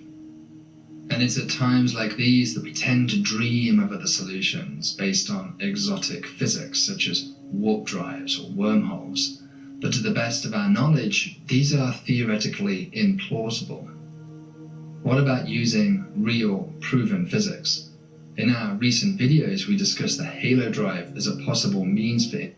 Has political dogma crept into every single aspect of culture? Is it impossible to have a normal conversation without feeling like you're being encroached upon, judged, critiqued, held up to all sorts of standards for reasons that may not be entirely clear to you? In my brilliant conversation with the great comic genius Ricky Gervais, we, from our differing perspectives, discuss cultural dogma. We discuss religion. Obviously, Ricky's famously an atheist, though he describes himself as spiritual, and I'm famously spiritual, but basically act like an atheist. So it's a wonderful conversation. In this bit in particular, the two of us are focused on the insidious creep of dogma into every aspect of cultural life. Let me know what you think. Give us a comment, give us a like, pass it around, let us know. Of course, it comes from my podcast, Under the Skin, which is available on Luminary. You can get it from Apple. Have a look at the conversation. A lot of the problems that we're experiencing in the world, like right across the scope of our conversation so far, whether it's people craving fame, adulation, celebrity approval, or people being cruel to animals, I reckon much of it can be derived from a sense of being separate from nature, whether that's inner nature or outer nature, like that people see themselves as isolated, alienated individuals, that they're making their own luck in the world and live sort of in a world extracted from meaning or devoid of meaning. And this is where I suppose I'm interested in the way that you, I know because I've listened to your stuff, like that your atheism began when you sort of saw your mum like go, don't say that to your brother when you was like a kid. About like, you know, as if like, and that Jesus was a sort of a kind of an additional babysitter and an omnipresent sort of, you know, nanny of the estate. But cause I spend a lot of time, I suppose. I'm a solipsistic, narcissistic person. You know, I've been through the mill with addiction, with fame and sex and drugs and money and all that kind of stuff. And it's placed me at a point where I've had to open myself up to different ideas. I imagine if you and I talked about institutional or orthodox religion and the way that it is structured and the way that power is deployed, prejudice enacted, violence underwritten, I reckon we'd probably agree. But one of the things that I feel is that my own love of animals, and also my cat did die last week, sadly. It was also 16, because Jenny told me. And it, like, I was so affected by it. I was surprised by the amount of grief and sadness that I felt. Like, it took me apart. I let it hit me full on. We buried him in the garden. I dug a hole. I got into it. There was only one self-indulgent bit. Everything was sincere, except for one moment, Ricky. I did smear soil on my face as a sort of expression of deep grief. When I was young, something happened to me. I'm saying that. Who are you talking to? Gabriel. Is he your imaginary friend? He's back. True. That's what I needed to do. That's just re-expressing myself. Well done. And I think the way you're going is that I seem a spiritual person, but not literally, and that's totally true. I'm in as much awe at seeing a tree or a mountain or a bird or a river as anyone who thinks God made it. I see the beauty of nature, and I think most, and I don't know this, but you're right. There's a huge difference between spirituality. There's something to the self that gets you through, that you want to know the reason, you want to connect, all those things. I feel all those things without the belief in a God or gods. Religion's something else. Religion basically says you want to get into heaven. I know him. You just got to do this shit for me, and we're cool. You know, we know that everything that's ever started was written by usually a man with an agenda. You know, it's no coincidence all those rules in the Old Testament sort of favour certain men. It's not a coincidence, you know, and the same with, you know, it's no coincidence that if you're born in America, you're probably Christian. If you're born in India, probably a Hindu, etc., etc. We know that, but if we're talking about spirituality, I'm all for it. It's never bothered me. Someone believing in God has never bothered me. It's what do you do with it. If you start saying to me, I know, I love this prophet or that prophet, I love God, I go, good, fine, yeah, and I do this, and I believe, great, yeah, put it. And I think we should throw homosexuals off buildings. Well, no, now we've got to talk. Now we've got to talk, right? Just, you know, so it's when there's suddenly an agenda that coincidentally favours the person, you know. It's when people have exactly, luckily, God agrees with them. Yeah. A little bit. Yeah. But, yeah, I've actually, and I think it was started with good intentions. In The Invention of Lying, when my character invents, he does it because he can't stand his mum's fear of death.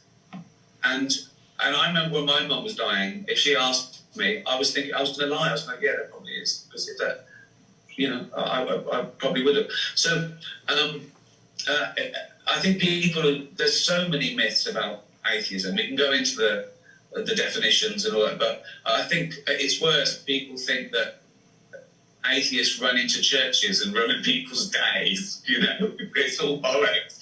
Nothing's better than the truth. People ask me, have you ever been in a church? I go, yeah. It's lovely buildings. I love them. What do you mean? You know, it's this. I don't know where it comes from. And also, technically, atheism doesn't even mean you don't believe in God. It means that you believe there's no God. It means that you just haven't found God yet. You know, there's no evidence, and that is true. But it's, you know, core. And I've explained this many times that technically I'm an agnostic atheist because one deals with knowledge and one deals with belief. So no one knows. If we agree that no one knows, we're all atheists. So now, what do you think? And believers say, I think there is a God, and atheists think, I don't think there is a God because I haven't got any evidence yet. So that is all I'm saying. As you say, religion's something else to belief and spirituality. And, you know, and people even say to me, if someone proved there was a God, would you believe? I go, well, of course I would. It wouldn't even be belief, it would be knowledge. You know, it would also be the greatest discovery ever. Let's cancel the Nobel from now on. He's discovered God. It's done. And I think if you know, if that would change everything, I think. But until we know, I just don't. I don't want to live my life by a belief in something that I have no evidence in. That's all. That's all I'm saying. And I sometimes say to people that, you know, a good Christian or a good Muslim or a good Jew or whatever is someone who does all the good bits, really, but then ignores the bad bits.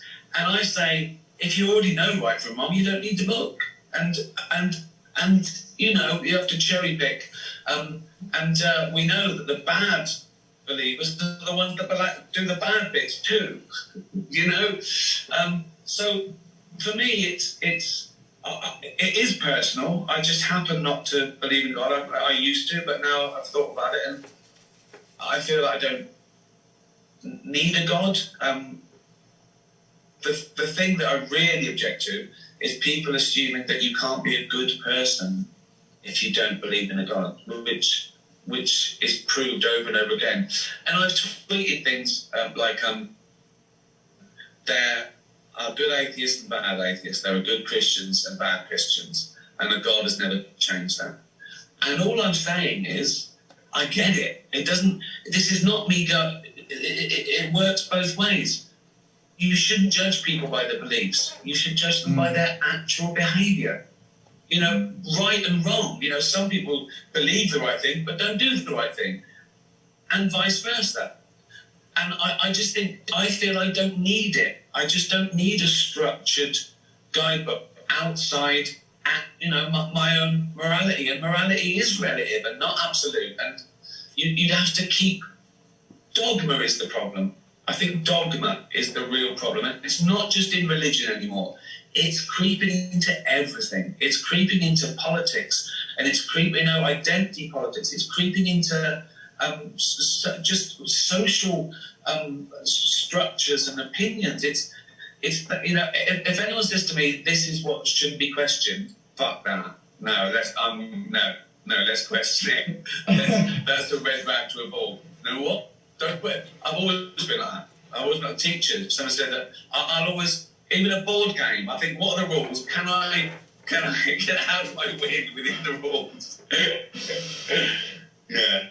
I've gone on sort of like the opposite journey in that I feel like I started off atheistic just the same way that I would reject any attempt to impose regulation or control on me for the purposes of domination. And like, as I've, you know, gone through my own stuff with, you know, addiction and mental health or whatever it is, and like I know that you're very like, you know, that for example afterlife is about legitimate grief as opposed to some kind of abstract idea of mental illness brought about by hormonal or neurological balance. But myself, my own sense of despair, particularly looking at it from a perspective of mental health issues and addiction, is that there is an unaddressed yearning for a kind of oneness, togetherness, and like, you know, to your point earlier about Brent, indeed for love. And when like you talk about that sense of awe of like the appreciation of an animal, the love of an animal, and the sort of regard and gratitude for having an animal love you and care for you, or the beauty of nature, or the deep beauty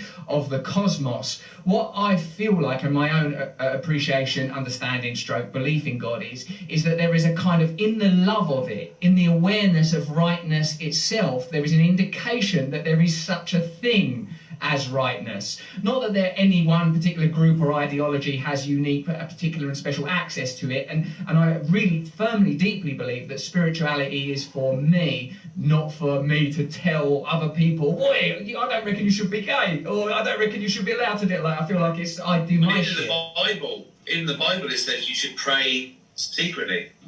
Oh wow. So, yeah. Yeah, like there is something sort of deeply private about it. But I also think, Ricky, that there is a social consequence to, I don't necessarily want to say atheism, because I completely agree with your point that there's good and bad, you know, in like beyond those kind of limited taxonomies. But like, I do feel like when people think there's no purpose or meaning, that and that needn't necessarily be just because of a belief in God, that it creates cultures that are oddly materialistic, nihilistic. And I feel like in the last 20 years we're seeing more and more worship of self, worship of individual. Well, of course, there's a new narcissism, of course, and I don't know why I think social media is partly to blame. I think people being rewarded for bad behaviour is partly to blame, you know, magazines or TV or whatever. I did a speech in the Big Brother house as Andy Millman in Extras, and again, that was at the beginning of it, and now it's got worse. But a couple of points. I do think there's people crave a oneness. Even if we don't know about understanding about why we're here, because again, that's very human. We're inquisitive. We want to know why. We want the answer why. And some people don't accept. We don't know yet, but we're on the way. They go, no, well, that's no, the God of the gaps. We understand that. But if you don't know, explain it. God did it. Okay, that doesn't really solve anything. Even down to the, I put a joke in Afterlife where Kat's bothering me, and she says, where did it all come from? Somewhere from nothing. And I go, well, where did it all come from then? She goes, God made it. I go, okay, where did God come from? She went, he's always been around. I go, simple as that, innit? So, it doesn't answer the question, but I get it. And I think, apart from people wanting there to be some sort of divine justice, because, that would be great. Good people would be rewarded and bad people would be punished. Brilliant. Okay? It doesn't work like that. You only have to look at, children in Africa being born with cancer. And we know that's not, we know mysterious ways isn't an explanation. Okay? That to me is someone who doesn't know the answer and says mysterious ways.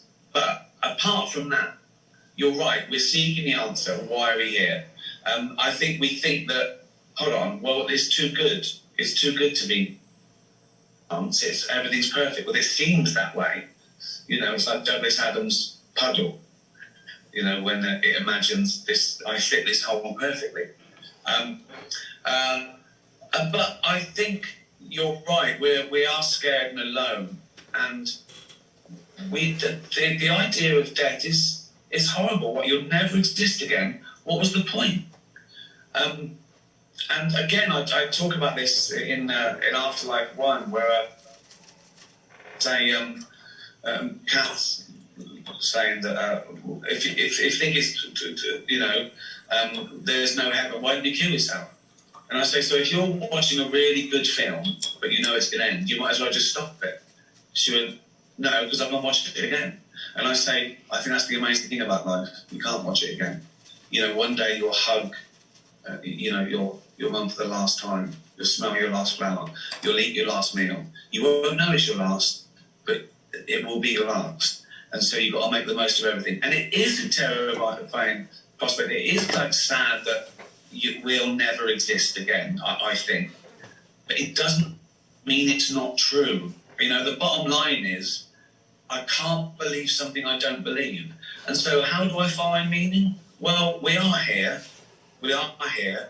The chances of us being us, you being you and me being me, existing now, that sperm hitting that egg is 400 trillion to 1. We're not special, but we are lucky. We do exist. It's incredible. And I think of it, it's like a holiday. We don't exist for 13.5 billion years. Then we explode into this this electronic blob of thought, introspection, love, hate, fear, beauty, horror, for 80, 90, 100 years if we're lucky. Then we die and we never exist again. We return, our atoms return, and it carries on, right? And that's not scary, because I think people are scared of death because they don't know what's beyond. And someone said to me, well, what do you think it feels like when you die? And I say, like the 13.5 billion years before I was born. And that was all right. So, but the big thing is injecting meaning. I think you're totally right.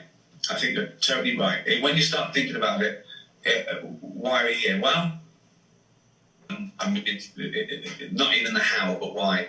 Well, to live your life to the fullest and not hurt anyone. To leave the world in a better place than it was when you came into it. To experience everything, all the reasons, all the obvious reasons. Love, wine, dogs, learning, all these great things that you can do every minute of every day that you're alive. And then you check out. You go, I'm done, thanks. And it's done, and it's beautiful. It's fucking beautiful. If you are enjoying that conversation, please go over to Luminary, where there's loads of other conversations like that. I've got Bill Burr on there, fantastic chat with him. You can get Luminary from Apple. Comment below, tell us who else you'd like to see on Under the Skin. And if you enjoyed that video, have a look at this one, where it's a similar kind of chat around similar subjects. And if you want to get deeper into spirituality and meditation, have a look at my side channel, Awakening. Subscribe to that too. And please sign up to my mailing list at russellbrand.com so I can stay in direct conversation with you.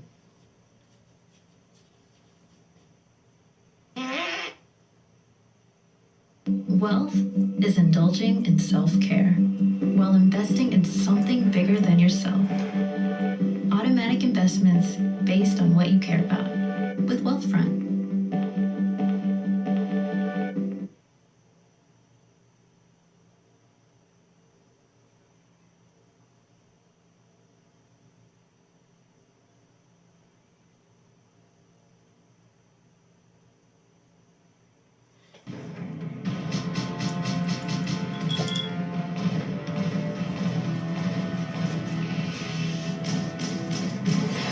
So the iPhone is obviously rearranging our brains and making us compliant, dumb, destroying our attention span. But there is an upside. They have video. So a lot of parents all of a sudden know for certain what is happening in their kids' classrooms. This is actual footage of someone called Leah Kenyon, a chemistry teacher in the Alpine School District in the state of Utah. Watch. Yeah. We'll just keep getting Delta, we'll just keep getting variants over and over and over until people get vaccinated. I hate Donald Trump. I'm gonna say it. I don't care what y'all think. Trump sucks. Turn off the Fox News. Your parents listen to Fox News? So what? This is my classroom, and if you guys are gonna put me at risk, you're gonna hear about it. Because I have to be here. Most of y'all parents are dumber than you. I'm gonna say that out loud. My parents are freaking dumb. Okay? Oh, I could go off on the whole entire class period if you want me to. But I'm not going, so you're taking If you don't believe in climate change, get the hell out. Well, she seems like a happy, well-balanced person. I wonder what her personal life is like. Can you even imagine what she's doing in a classroom? There's so many. There's now one less. Leah Kenyon is apparently no longer employed by the school district in Utah. Jesse Waters is the author of the great book, How I Saved the World, which he did. He joins us to assess. Now, Jesse, you grew up in a school environment, right? Are teachers worse than they were, or are we just able to record it? I'm mostly upset with her syntax, Tucker. I mean, yes, I don't expect her to speak like Piers Morgan, but she sounds like she just got pulled over during an episode of Cops. Y'all, she does. You know, freaking with a shirtless man next to her. Yeah, he sucks. I mean, my goodness. But so, Tucker, you know when you sing in the shower or you dance in the dark, you're at your freest, you're at your truest self because you don't think anybody is watching. And this is this woman. And this is many teachers, hundreds, if not thousands of teachers, believe no one's watching. So they dominate this space. These kids are of a very tender age, and the teachers are kings, they're queens. There's no transparency. There's no accountability. And you can tell by the way she saunters around and slings the propaganda that she's been doing this her entire career. And the only reason she got checked was because there was a camera. But I got to tell you, she's not going to get fired. You can't fire teachers. It's almost impossible. The unions will swoop in. They'll file a suit. She'll collect her paycheck or pension. You can go into a classroom drunk, kiss a student, slap a kid. They'll send you into a rubber room at the very most. What you can do is do a series of hour-long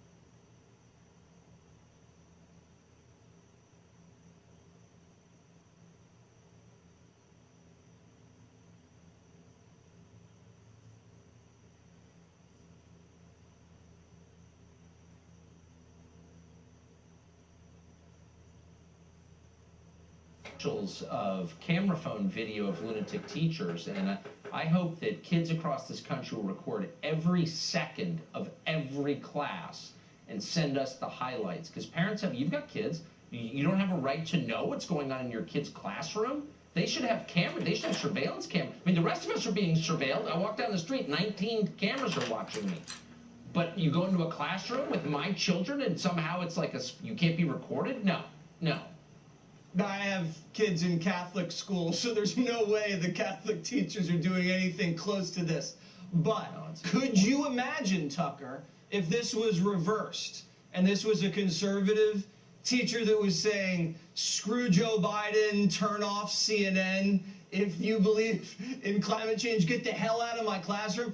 That story would have knocked Afghanistan off the front pages. Yeah. And by the way, I would have hated it. I don't think you should propagandize it goes both ways. Kids. It's Stick not the to Khmer chemistry. Rouge, man. Stop it. Exactly. The great Jesse Waters. Great to see you tonight, as it always is. Thank you. Hey, Sean Hannity here. Hey, click here to subscribe to Fox News YouTube page and catch our hottest interviews and most compelling analysis. You will not get it anywhere else.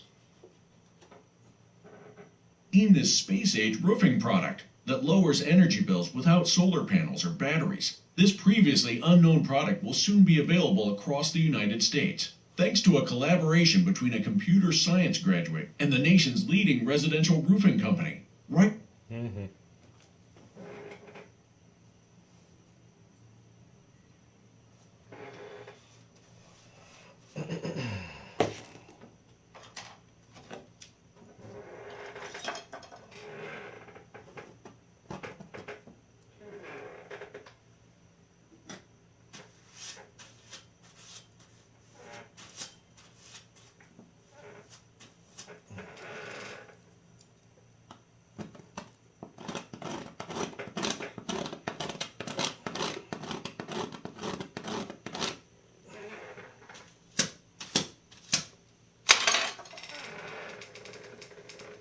All right, a little bit more to go.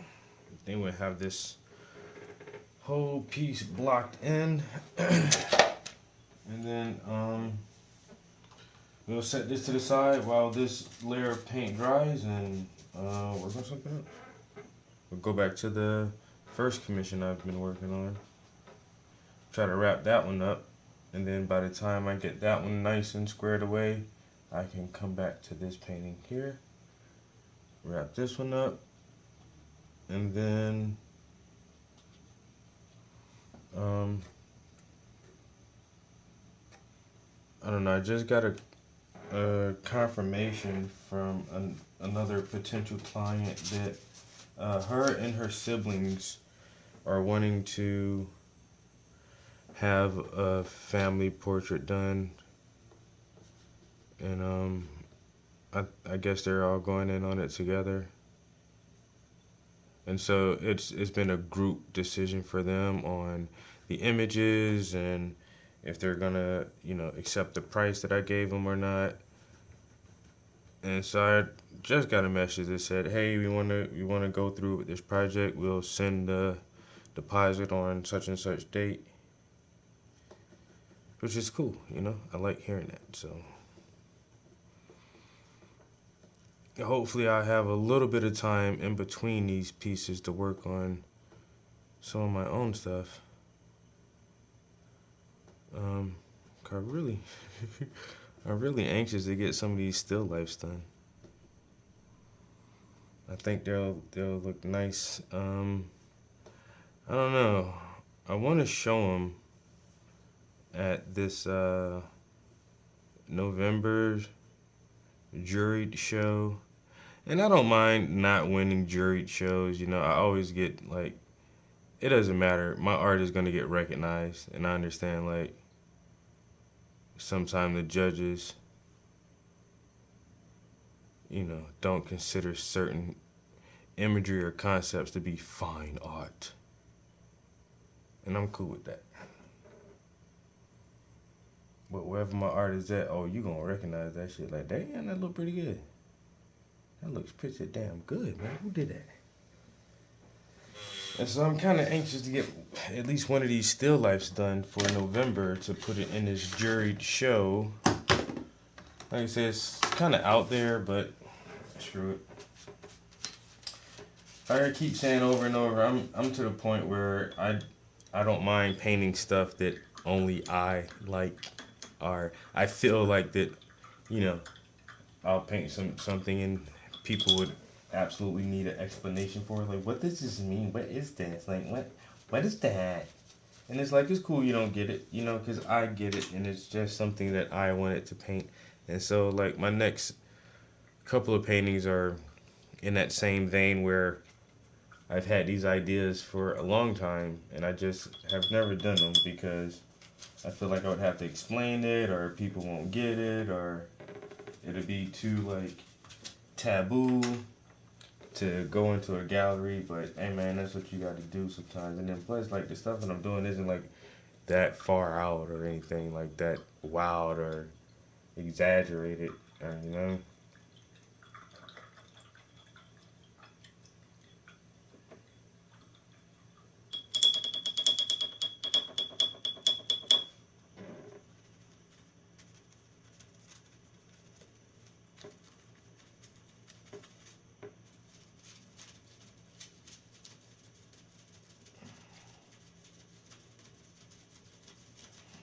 Alright. So I think I'm gonna just take a break now. I'll leave this on the easel for a while.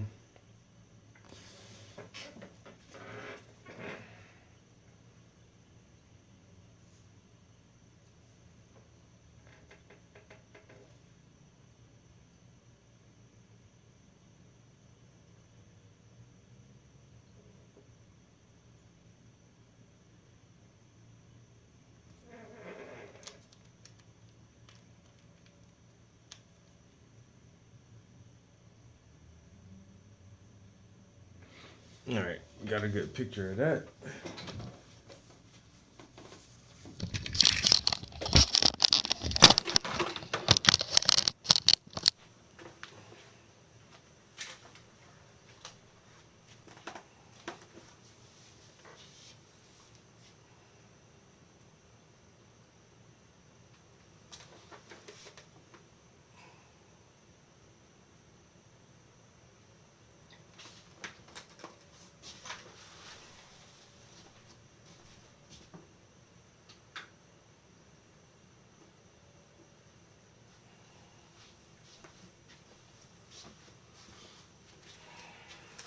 Alright, appreciate everybody chilling in the studio with me while I work on these magnificent paintings. I don't know, there's a good chance that I can come back up here because it's Saturday and I don't really got shit to do today. So, we'll see. I feel kind of sleepy. I don't know if I'm gonna play some video games or take a nap. But I'll holler at y'all later. Peace.